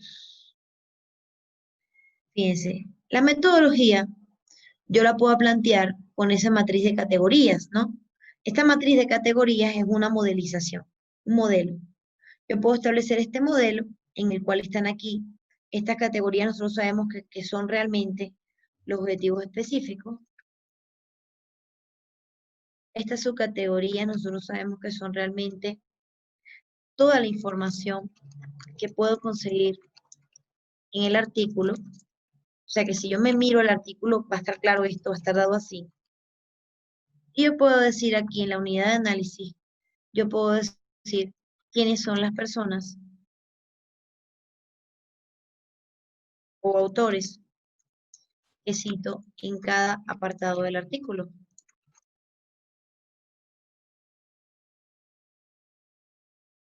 Y así estaría más que suficiente. Pero adicionalmente, puedo de repente aquí insertar fila a la derecha. Bueno, se me descuadra un poquito esto. Pero yo puedo colocar aquí resultados. O puedo colocar aquí conclusiones. O puedo colocar aquí, esas 2 palabras está bien. Y con un poco de lo que pasa aquí, o sea, donde yo llegué con la igualdad de género, a donde yo llegué con la igualdad de género en el derecho en el Ecuador, y a donde yo llegué con la igualdad de género en el derecho en el turismo, realizando un análisis de todo esto. Porque así cuando la persona que lea el artículo analiza qué es lo que hay en ese artículo, se mira la matriz de categorías en la parte metodológica y tiene claro todo. ¿Sí? Entonces yo me voy aquí arriba y aquí está el ejemplo de lo que me decía Andrés. No tengo que presentar siempre el modelo. Yo puedo escribirlo, ¿no? Puedo escribirlo nada más. Pero lo escribo como en normas APA, que no las hemos visto. Ya lo vamos a ver. Lo que pasa es que hay 1000 cosas que decir y a veces se nos va el tiempo. Puedo escribirlo en normas APA y puedo escribirlo también utilizando un libro de metodología que me plantee formas de trabajo. Yo puedo decir aquí, para esta investigación, según lo planteado por Gómez, Álvaro, Romero, estos son los autores, se requiere una metodología cualitativa, no experimental. A su vez, dicha investigación, según lo indican los mismos autores, cuenta con un diseño etnográfico porque se interpreta un grupo social que son las mujeres. La investigación tiene un alcance descriptivo enfocado en una investigación documental, según lo indican estos autores, que señala cómo es y cómo se manifiesta un fenómeno y sus componentes. ¿Ven? Estoy jugando un poco con lo que son los alcances, jugando un poco con lo que son los diseños de investigación y diciéndole claramente al autor que si él se mira, si él tiene en su casa esta tablita que le acaba de dar la profesora Mercedes Navarro, en la cual están todos los diseños y todos los alcances que normalmente se trabajan en investigación, él va a encontrar en el artículo eso. Y si eso no le queda claro, yo le pongo aquí abajo, teniendo en cuenta la naturaleza descriptiva del estudio, se diseñó una matriz de categorías, instrumento de recolección de datos, con las definiciones relativas a la fundamentación teórica. Una categoría de análisis según Rivas 2015 es una estrategia metodológica para describir un fenómeno mediante una categoría de estudio. ¿Sí? Suena muy difícil, pero realmente no lo es. Es solo un juego de palabras y nosotros sabemos ya cuál es ese juego de palabras. Es aprenderme un poco los conceptos metodológicos y esos conceptos aplicarlos en la práctica. Y además, fundamentarlos un poco con un modelo, con un diseño, una estructura de la investigación que le permita al lector tener claro la idea o tener clara la idea que yo quiero hacer ver. A ver, hasta este momento, ¿alguna duda, algún comentario? A ver, entonces, vamos a parar un momento. Ah, tengo por aquí un mensajito. Ya va. Ah, todo claro. Ya. Entonces vamos a parar un momento para ver el video que yo les había, o sea, les tenía realmente para el día de ayer, pero ya no se pudo. Ya nos quedamos conversando tanto tiempo que no lo pudimos ver. Entonces lo vamos a ver así como para hacernos un break, porque sé que ya cuando llegamos a esta parte de la clase hay muchas cosas, muchas cosas, muchas cosas, y se nos van quedando, se nos van quedando. Entonces, a ver, el link del video, ya, lo voy a descargar para ponérselos. Yo sé que parecen muchas cosas, pero luego cuando lo tengamos más en la práctica o más asumido, es más sencillo. O sea, ahorita parece como que, wow, no voy a poder hacerlo nunca, pero no es tan difícil. Es cuestión de manejar la tabla de los verbos, tener claros los objetivos, plantearse bien la tabla de las metodologías, saber qué es cada cosa. O sea, es cuestión de tener esos pequeños detalles muy claros para ya eh, tener una determinación. A ver, ya les voy a mandar a colocar el video. Entonces vamos a ver solo unos minuticos de este video, que es muy largo, pero luego está muy bien. A ver. Uy, tengo 5 mensajes en el chat, Dios mío. A ver. Toda esta parte metodológica siempre es lo más intrigado de la investigación, pero está todo fluye solo.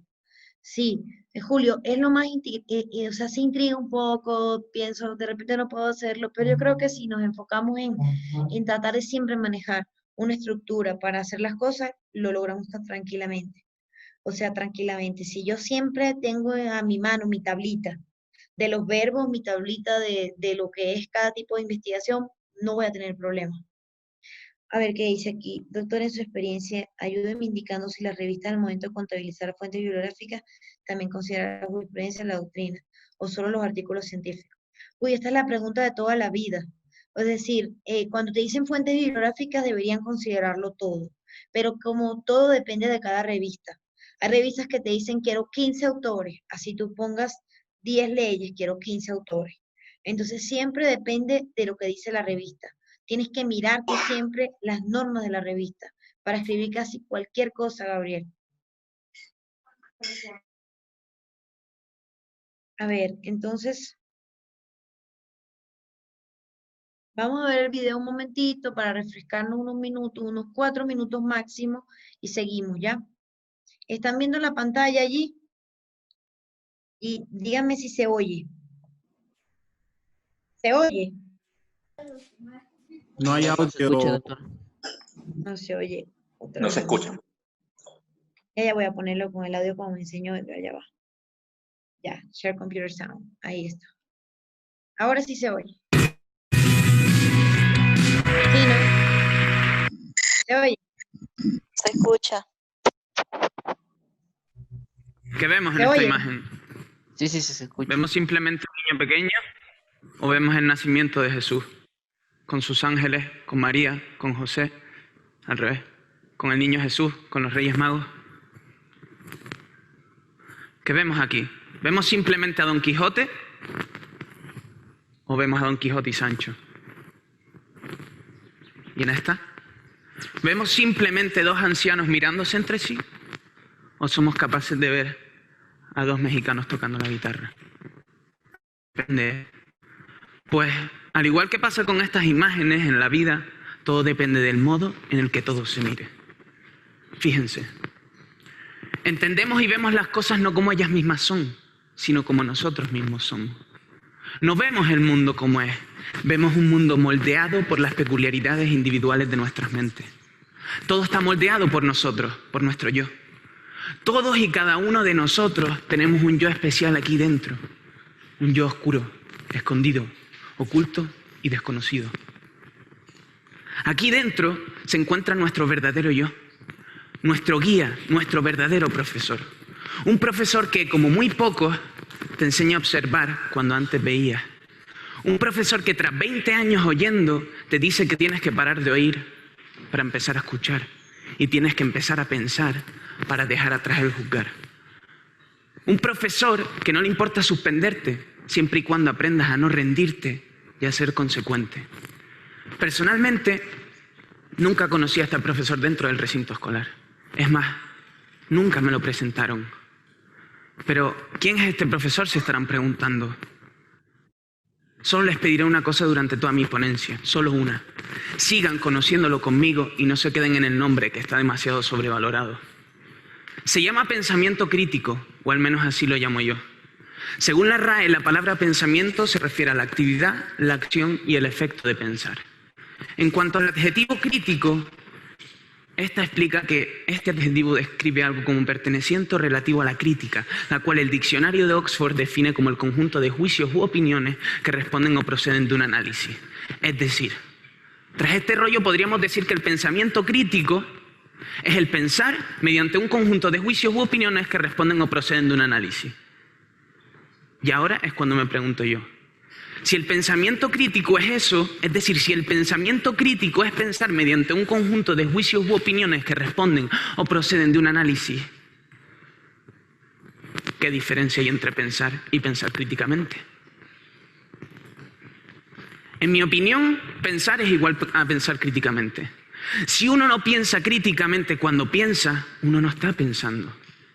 Pensar críticamente es subir al espacio, subir al Olimpo y ver desde allí el mundo, desde la tranquilidad, la serenidad, la imparcialidad y la racionalidad. Existe la influencia, pero nunca la manipulación. Pensar críticamente es pensar en tercera persona, es ser imparcial. Para mí solo existe una manera de pensar, y por eso decir pensamiento crítico es decir pensar. Pensar críticamente es salirse del problema, encontrar una posición ajena al mismo y desde ahí intentar resolverlo. Esa posición es una posición privilegiada y como tal no está hecha para cualquiera. Lo difícil del pensar no es ejecutar la acción estando aquí arriba. Lo difícil del pensar no es ver el mundo estando ya aquí. Lo difícil del pensar es cómo llegamos a sentarnos aquí y cómo llegamos a visualizar desde esta posición cada situación de cada día, de cada lugar del mundo. A ver, bueno, fíjense que dura 12 minutos, quisiera que lo viéramos todo, pero yo creo que hasta allí estuvo bien. Fíjense, él habla o hace referencia sobre la importancia del pensamiento crítico. Uy, no sé quién tiene encendido el micrófono. A ver. Que por favor apaguen todos sus micrófonos, por favor, para evitar el ruido. Carlos, yo creo que tú puedes silenciarlo. María Fernanda, ¿puedes apagar el micrófono, por favor? Sí. A ver, entonces, fíjense que nos planteamos una circunstancia en la cual decimos hasta qué punto estamos pensando o teniendo un pensamiento crítico. El pensamiento crítico también es un pensamiento científico, porque me permite a mí determinar, oye, ¿qué vamos a hacer ahora para ver si esto efectivamente es lo que constituye una investigación. Entonces, miren, retomando un poquito cosas que ya habíamos hablado, yo quisiera que vayamos ahorita a ver nuevamente nuestro artículo, ¿no?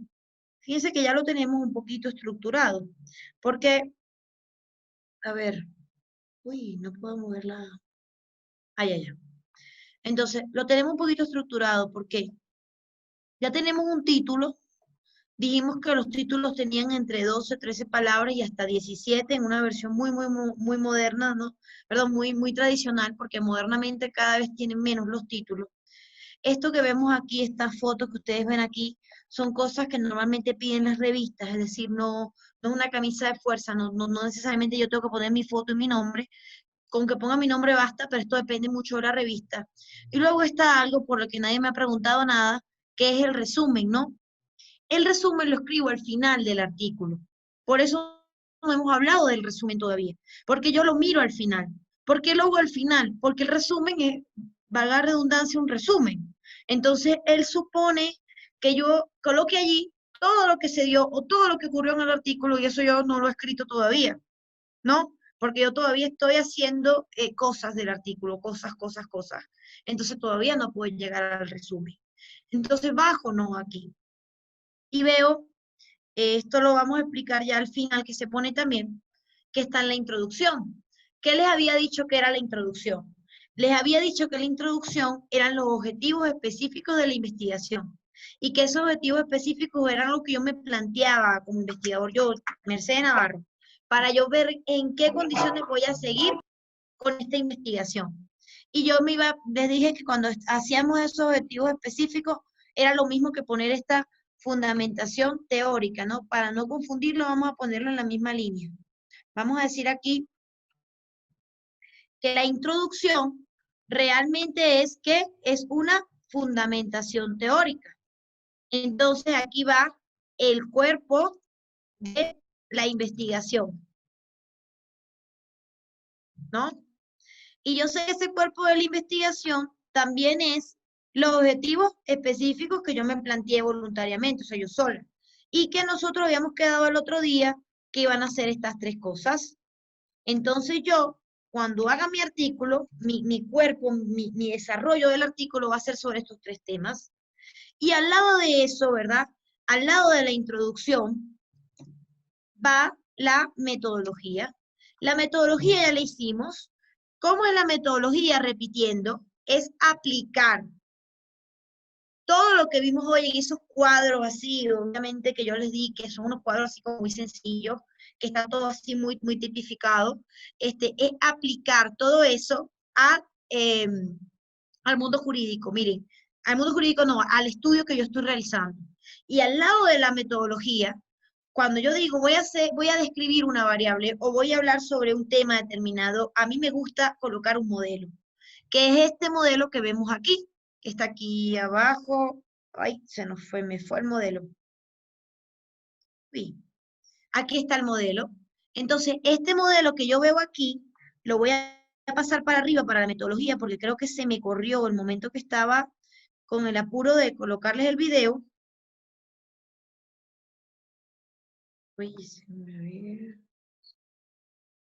Y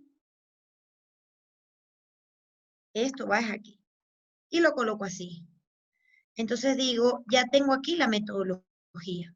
¿Se acuerdan que decíamos, Andrés me preguntaba, ¿cómo lo ponemos en un párrafo, doctora?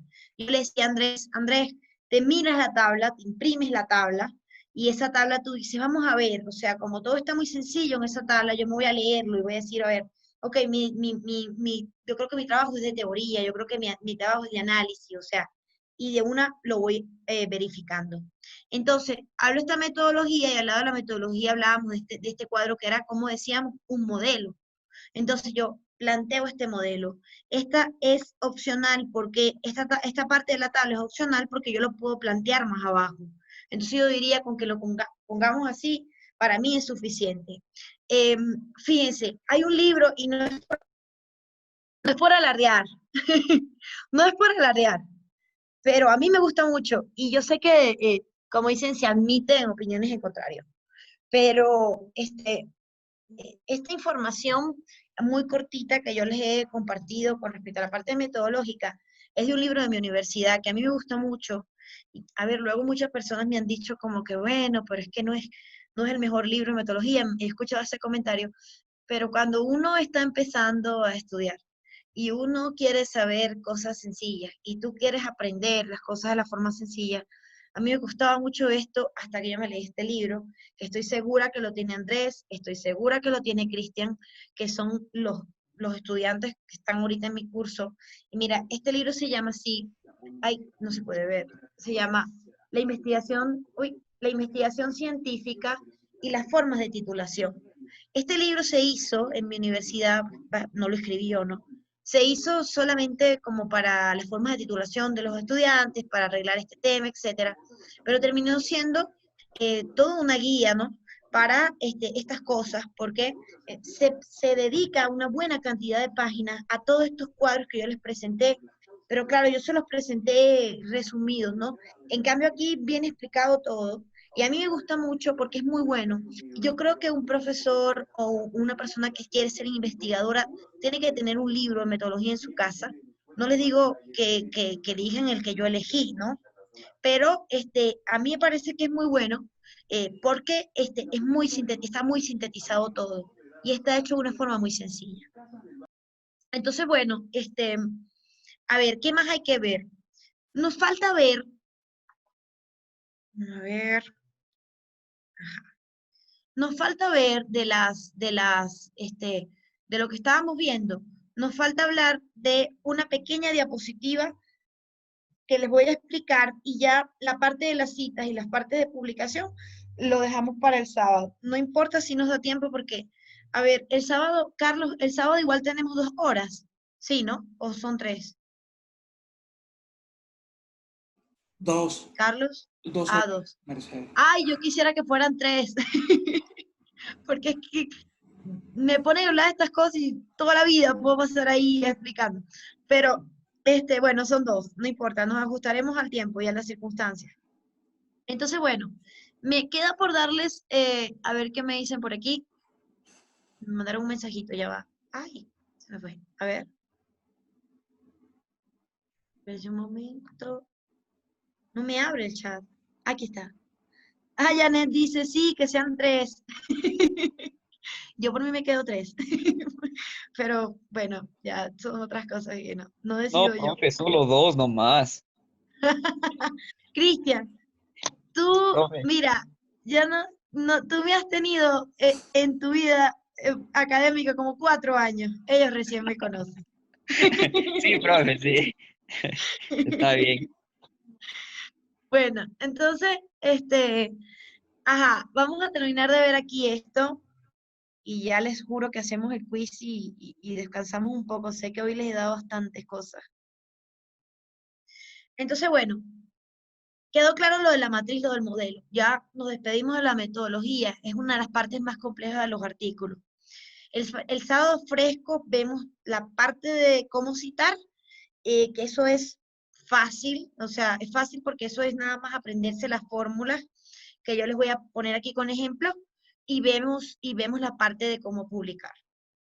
Entonces, aquí, fíjense, los tipos de trabajo de investigación científica, lo último que nos falta por ver. Yo les he hablado de algunos. ¿Por qué es importante reconocer el tipo de trabajo? Es importante reconocer el tipo de trabajo porque es que si yo voy a escribir un artículo, yo tengo que saber cuál es la diferencia entre cada cosa que me están diciendo que escriba. Si a mí me dicen, haz un proyecto de investigación, ya eso es diferente, porque un proyecto de investigación es mucho más extenso, por ejemplo, que un artículo. Si a mí me dicen, haz una tesis, es mucho más difícil porque una tesis es más profunda, ¿no? Yo les decía, 436 páginas mi tesis doctoral, una locura, pero es porque es una tesis, entonces tiene que ser una locura, porque las tesis son normalmente trabajo de investigación sumamente profundo, pero a nosotros nos interesa solamente uno para esta clase, que es el artículo. Y decimos una investigación en diminutivo. Cumple con las etapas de la investigación, pero reducida. ¿Por qué? Porque el artículo lo tiene más difícil. En el artículo, no sé si se dieron cuenta, hablamos de fundamentación teórica, de resultados, hablamos de discusión, hablamos de conclusiones, hablamos de un montón de cosas en muy poquito espacio. Si a mí me dicen tienes 8 hojas para hablar sobre el tema de la contaminación ambiental en el derecho, wow, a mí me parece cortísima las 8 hojas. Pero las revistas son así. Las revistas dicen son 8 hojas y son 8 hojas y usted no puede escribir 9, a menos que le mande una carta larguísima al editor pidiéndole que por favor tenga una consideración con usted. Y sin embargo, la mayoría no la tiene. Porque fíjense que estamos en presencia de unas personas que tienen un acceso muy abierto a una gran cantidad de personas que quieren publicar allí. Y entre las revistas se vuelve más importante y más difícil para nosotros acceder a ellas. Entonces ellos pueden darse el lujo, pueden permitirse decir, no lo voy a publicar, o no, si no se ajusta no vale, y nada más. Entonces ahí tenemos que ser muy rigurosos. A ver, yo la verdad, lo de los detalles, trato de manejarlo lo más que pueda, pero a ver, me cuesta mucho. Yo creo que es bueno hablar de otra cosa. Es que no es que vamos a escribir un artículo en solitario. Es importante considerar el equipo de investigación. ¿Se acuerdan ayer cuando yo les mostraba mi página al Google Académico? Yo les decía, uy, estas personas trabajan con ella. Sí, porque están en mi página del Google Académico, pero también porque cada uno tiene su fuerza. Por ejemplo, yo escribo artículos con mi mamá, escribo con un compañero de la universidad y con un compañero de otra universidad. Mi compañero de la otra universidad, él, por ejemplo, o sea, ¿cuál es mi fuerte? Yo soy abogada, mi fuerte es el derecho. Entonces yo puedo escribir cosas sobre derecho y nada más, pero a la vez hay cosas en las que no soy tan meticulosa como por ejemplo en las reglas de una revista. Entonces mi compañero que es de la otra universidad, él es buenísimo en las reglas de la revista, ¿no? Se lee de memoria, se sabe todos los reglamentos, pareciera que bueno, es súper meticuloso. Al lado de eso está mi compañero de la U, de aquí, de donde yo trabajo, y este compañero es buenísimo para la parte cuantitativa. O sea, él sabe todo este tema de las variables, todo este tema de las estadísticas, etcétera, porque es su formación. Y luego está mi mamá, que es muy buena en la parte metodológica y es muy buena también en la parte de redacción. Entonces, cuando nosotros nos unimos los cuatro, somos los cuatro fantásticos, nos sentimos invencibles, porque es como que uno respalda siempre al otro en el equipo. Es importante escribir en equipo, porque es mentira que una persona puede hacerlo todo en una investigación. Sí que puedes hacerlo todo, pero te vendría bien tener una mano, ¿no? Entonces es bueno considerar, a ver, tratar de irse agrupando con personas que tengan un mayor conocimiento que yo sobre las cosas. Ellos cuatro son doctores, ¿no? Y son doctores hace mucho tiempo. Yo soy doctora recientemente, entonces hay cosas, ¿verdad?, que exigen un nivel de conocimiento que solo te da la experiencia. Y obviamente tienen muchísima más experiencia que yo. Entonces yo estoy, a mí me gusta decir, yo estoy sentada a hombros de gigantes. A mí me gusta mezclarme con personas en el mundo de la investigación que sepan más que yo. Porque la idea no es decir yo lo sé todo, eso no es cierto, nadie lo sabe todo. La idea es conocer gente que te ayude o que te guíe a que tú sepas más cada día. Y eso solo se logra con el equipo. A ver, Carlos, ahora sí, vamos a hacer el quiz. Carlos. Perfecto, Mercedes. Ya el momento. Discúlpame que esta vez sí me retrasé un poquito. Esta parte ya es tuya, Carlos, porque yo eso no lo sé manejar para nada. Quiero, ya saben, quedan unos pocos minutos, quiero escuchar cuáles son sus perspectivas, qué preguntas tienen, qué dudas tienen, algún comentario que quieran hacer. Sé que les gusta más escribirme por el chat, entonces voy a leer aquí, estoy pendiente de los mensajitos. A ver, Gabriel, me habías escrito algo. ¿Cuántas clases de documentos existen en una redacción académica? Bueno, en una redacción académica yo les había puesto ya varios ejemplos allí. Podríamos hablar de la monografía, podríamos hablar de la tesis, podríamos hablar del artículo, podríamos hablar del proyecto de investigación. Hay una modalidad también de proyecto de investigación que se denomina de casos prácticos en el derecho. O sea, siempre y cuando que sea científico es porque tiene un rigor en la ciencia, porque viene de una fundamentación académica importante. No es algo que yo estoy escribiendo así como una monografía, no es una publicación en el Twitter. Yo tengo el Twitter, entonces me pongo a escribir cosas, eso no tiene rigor científico. No es un documento académico. Dice María Fernanda, ¿nos puede enseñar los lineamientos para enviar el artículo a la revista escogiendo una como ejemplo? Bueno, yo quería que termináramos de construir el artículo para ver cómo enviarlo a una revista, porque como les decía, si no tengo nada que enviar, ¿qué es lo que voy a enviar? Pero con respecto a esos lineamientos, primero, no hay unos lineamientos uniformes. ¿Por qué? Porque todas las revistas tienen condiciones distintas para enviarse a un determinado proceso de revisión. De hecho, aunque yo cumpla con esas, ya va, ya les leo, que me están escribiendo.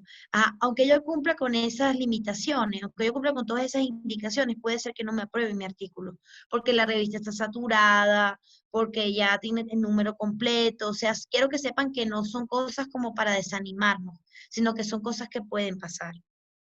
El día sábado vamos a vernos varios ejemplos de cómo enviar un artículo a una revista. Es muy sencillo ese proceso. Solamente tenemos que acceder a la página web donde está la revista, mirarnos las normas de presentación y seguir con los ejemplos que establezca la revista concretamente. Hay revistas que manejan incluso un software para poder publicar, es decir, usted sube a la nube, por así usar una palabra, a la nube, usted sube usted sube el artículo y así de esa manera es que se hace incluso la revisión del artículo. Por ejemplo, las revistas de la PUCE, aquí en Ecuador, la revista de la Facultad de Jurisprudencia de la PUCE, yo nunca he escrito en esa revista, pero yo soy revisora de esa revista. A ver, por un motivo que yo desconozco, porque no fue que yo les estaba escribiendo, oye, ¿será que puedo ser revisora? Sino que un día, así de la nada, ellos me escribieron, pero bueno, y yo les dije que sí. Entonces, el ejemplo que quiero colocar es que esta revista de la PUCE tiene un sistema. Entonces, tú solamente colocas el nombre, la clave que ellos te dan, etcétera, y ya tienes acceso a la revisión del artículo, a enviar el artículo. O sea, lo que responde la pregunta de María Fernanda es que no hay un lineamiento preciso, sino que depende de cada revista. Y ya el fin de semana, el sábado, nos vamos a encargar de ver algunos ejemplos concretos. Se los tengo prometido. Terminamos rápidamente lo de las normas APA, vemos cómo queda nuestro artículo e inmediatamente nos vamos a ver algún ejemplo determinado de esto. Hemos visto ejemplos, ¿no? Hemos visto formas de buscar información, hemos entrado en algunas revistas, que creo que ayer o antes de ayer entramos a una revista, pero no lo hemos visto tan concreto porque, a ver, es que son muchas cosas, entonces sí vamos a abarcarlas todas, pero tenemos que tener un poquito de paciencia. A ver, ¿existe alguna limitación en el número de personas que elaboran el artículo? Uy, Patricia, qué buena esa pregunta. ¿Sabes que sí? La limitación, yo te diría, sí, pero no. La limitación es una limitación dependiendo de la función o la razón por la que tú hiciste el artículo. Si tú trabajas en una universidad en el Ecuador, yo te diría, Patricia, tienes que estar en un artículo donde hayan 5 personas y tú tienes que casi que tratar de estar dentro de las primeras 4.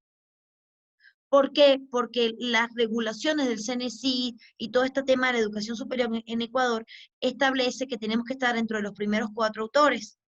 Pero si usted se va esto es una tontería, porque si usted se va para España, por ejemplo, otro país, en otro país te dicen, no importa, vamos a colocarnos según el número de autores, vamos a colocarnos según cada quien aporte algo en la investigación.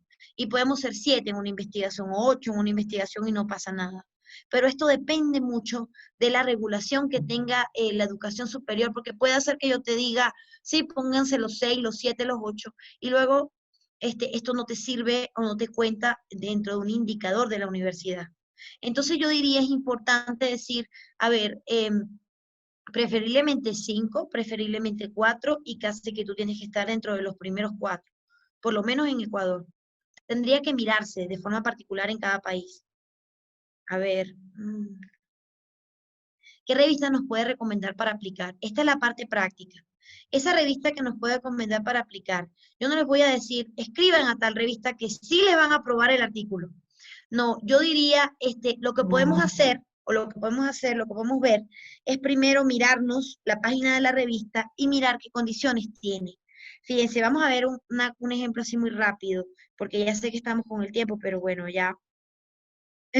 Ustedes que me dan cuerda y yo sigo. A ver, esta es la revista la revista Orbis, ya habíamos entrado, no, a mí me gusta mucho la revista Orbis porque la verdad es que tengo muy buena relación con los editores de esta revista y me parece que está muy bien hecha. Entonces, fíjense, nosotros entramos aquí a esta página, por ejemplo, la revista Orbis, y nosotros lo primero que leemos es que es una revista científica electrónica de ciencias humanas. Yo me miro aquí abajo siempre, de las revistas siempre abajo, me dicen dónde está indexada. Y yo cuando leo todo esto, yo digo, wow, esta es una revista que tiene una buena condición científica, porque fíjense, está en Redalyc, en Latindex, está en Dialnet, está en todas estas cosas. Entonces yo digo, sí, esta es una buena revista, ¿no? Primero que hago. Siempre los sellos de la revista están abajo al final. Entonces me voy arriba y digo, ¿y ahora cómo hago yo para escribir aquí?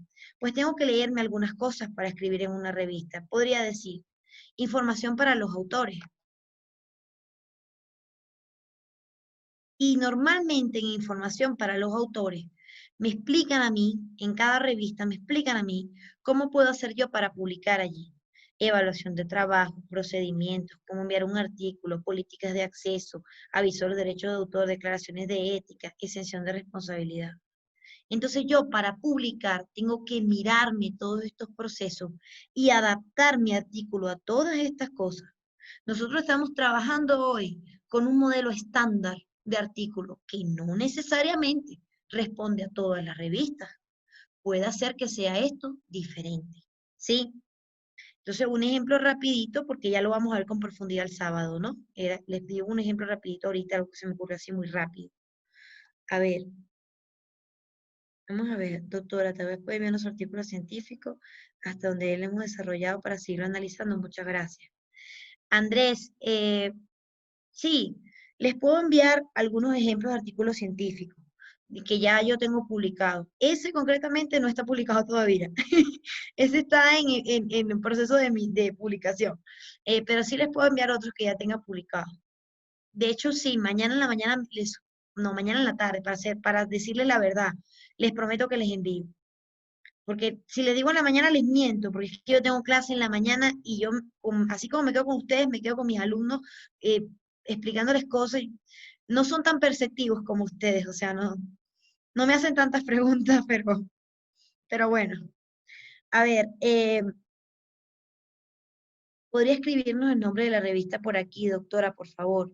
Sí, Julio. Mira, te voy a poner algunos nombres de revistas. A ver, la revista, a ver, Sapienza Organizacional, por ejemplo. La revista, espérense, los tengo aquí. Casualmente.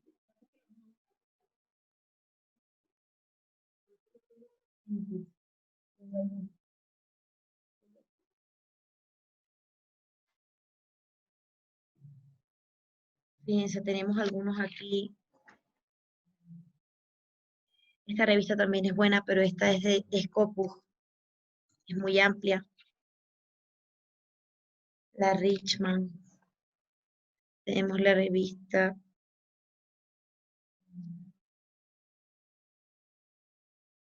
Uy, lo que pasa es que últimamente todo lo escribo en Scopus. Ah, la revista Episteme. Tenemos la revista Debate Jurídico, la revista Dilemas Contemporáneos. Hay muchas, hay muchas, hay muchas. O sea, hay muchas. El sábado vamos a ver una buena cantidad, si me da tiempo.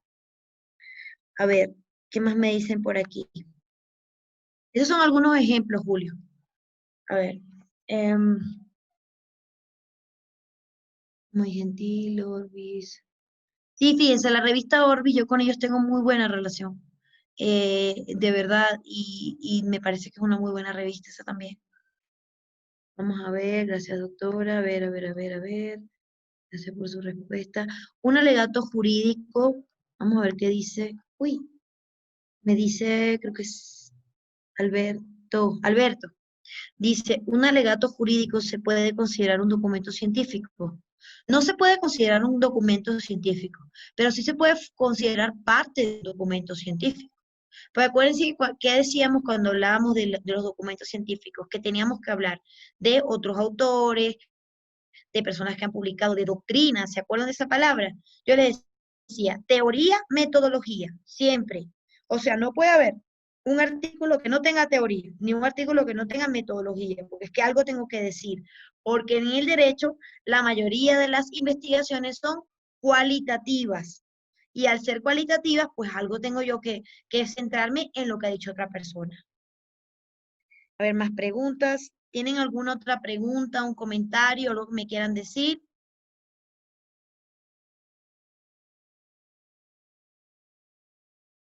¿Algo que me quieran decir? Doctora, ¿qué tal? Bueno, Buenas noches. hola Julio, dime, ¿cómo estás? Bueno, sí, yo quería comentarles sobre, me pareció súper interesante, además de todo lo que en la teoría implicó la clase de hoy, escucharle que fue sus artículos fueron rechazados muchas veces. O sea, cuando Claro, uno está animándose a empezar, bueno, se adelanta que ya, si se me cae uno, no será el último. O sea, la disciplina que implica eso es como reconfortante, además de lo teórico, saber que de disciplina depende. claro que sí. Miren, ustedes ven esa lista así larguísima que yo les coloqué en el Google Académico y dirán, qué bestia, ya nunca le ha pasado nada malo. Fíjense, Gabriel García Márquez tiene una frase que dice, no, tiene un poema sobre Caracas, que dice la infeliz Caracas, y dice que el año que él vivió en Caracas le pasaron muchas cosas, y dice, escribí mi mejor cuento para un concurso que no gané,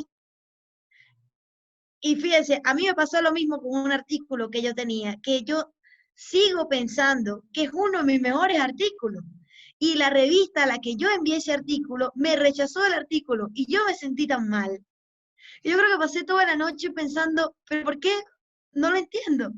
Y me dicen, simplemente me acuerdo que decía el email, es que su artículo ha sido rechazado, nada más. O sea, ni siquiera se sentaron un momento a explicarme qué era lo que yo había hecho mal, ¿no? Yo me sentí tan mal ese día que dije, oye, me pasó lo de Gabriel García Márquez, escribí mi mejor cuento para un concurso que no gané. Y luego me empezaron a llegar cartas de aceptación de otros artículos que es que yo no les había puesto mi corazón de la forma en la que lo había hecho con ese. Y creo que hasta ahora me siento bastante resentida por esa situación. Pero son cosas que pasan. Equivocarse o que de repente las cosas no salgan como tú quieras no es el fin del mundo. O sea, tienes que seguir más bien intentándolo. Como dice como esa frase que dice, tienes que dejarlo porque si no, nunca serás bueno. Pero es que si lo dejo, nunca seré bueno. Tienes que dejarlo, no era, tienes que dejarlo porque no eres bueno.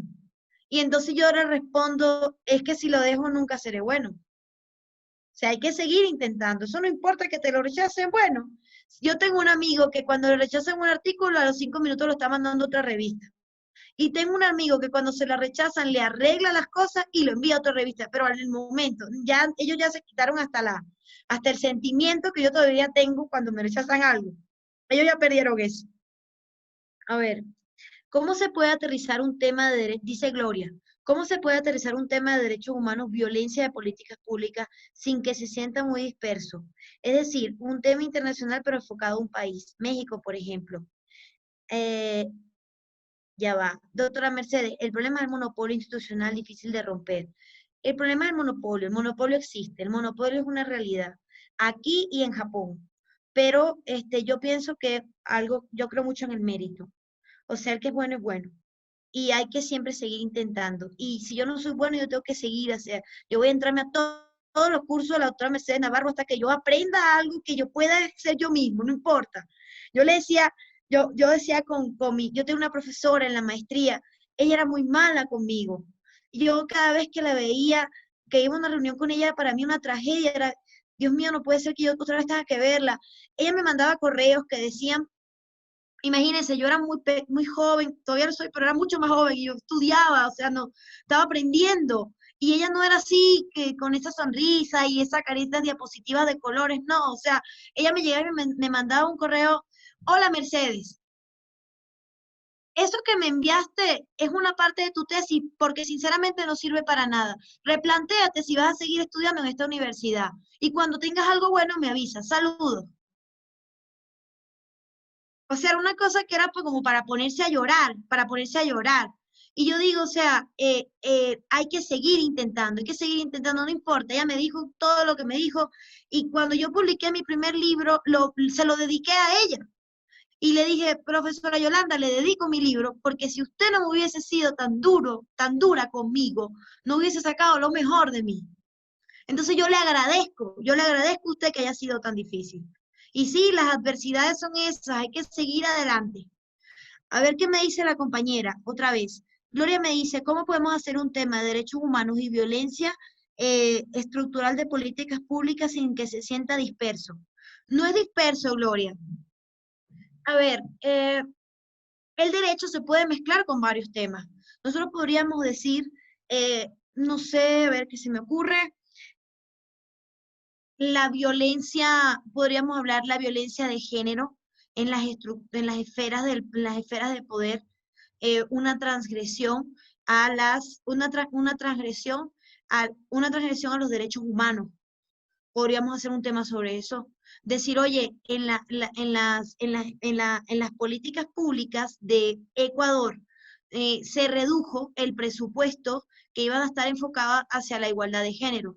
Entonces ahora las mujeres tienen menos posibilidades, a través de esa norma jurídica, las mujeres tienen menos posibilidades de desarrollar de desarrollar su contenido de igualdad. Podríamos, se me ocurre así rápidamente. A ver, me dice Gloria, yo estoy en un proceso de investigación, pero me dicen que debo cerrar más el tema. Sin embargo, la violencia estructural y los derechos humanos son temas que necesariamente abarcan mucho. Sí, pero es lo que yo les decía, que cuando estamos en el derecho tenemos que tratar de ser muy concretos con el campo de aplicación de la norma o con el campo de aplicación del estudio, porque podemos caer en el pecado de decir, voy a hablar sobre los derechos humanos, y hay todo ahí. Y no puedo hablar de esa manera porque no voy a terminar nunca esa investigación. Entonces, Gloria, me voy a quedar con tu tema y lo voy a mirar de una forma más concreta para pensarlo con más tiempo y te doy algunas opciones que puedas tomar. De todas formas, te pido, si puedes por el grupo o si puedes por mensajitos, que me pases el tema concreto para yo tenerlo más claro, porque así no lo veo, se me ocurrió eso de la violencia de momento, pero si me das un poquito más de tiempo, igual se me ocurren otras cosas. A ver qué dice Mónica. Mónica me dice, el tema de derechos humanos, el uso de la fuerza legítima y quienes colaboran en ella, un tema del momento, sí, sí, pero es que ha sido toda la vida, ¿no? O sea, siempre hemos estado luchando por los derechos humanos, esto ha sido desde que se erradicó la esclavitud hasta el sol de hoy, que de hecho ahorita hablamos de que existen nuevas formas de esclavitud, ¿no? Como que ahora simplemente ahora decimos que simplemente la explotación laboral o ese tipo de variables generan que hablemos de que las formas modernas de esclavitud es el trabajo. Entonces, bueno, lo mismo que les dije ayer y lo mismo que les he dicho todos los días. Si me quieren mandar un mensaje a través de la página del grupo del CIDE, si me quieren mandar un mensaje por interno porque no quieren que sea algo así como muy público la duda que tengan sobre el curso, lo que sea, estoy gustosa de saludarles, a responderles a todos y espero que les haya gustado la clase y ya nos vemos el sábado, ¿ya? Gracias. Que esté muy bien. Y bueno. Que esté muy bien. Gracias, gracias. Muchas gracias, doctora. Una buena noche. Buenas noches, que esté muy bien. Nos vemos entonces la próxima clase. Les mando toda la información mañana en la tarde. Promesa. Muchas gracias, doctora. Gracias. Hasta luego, hasta luego, hasta luego.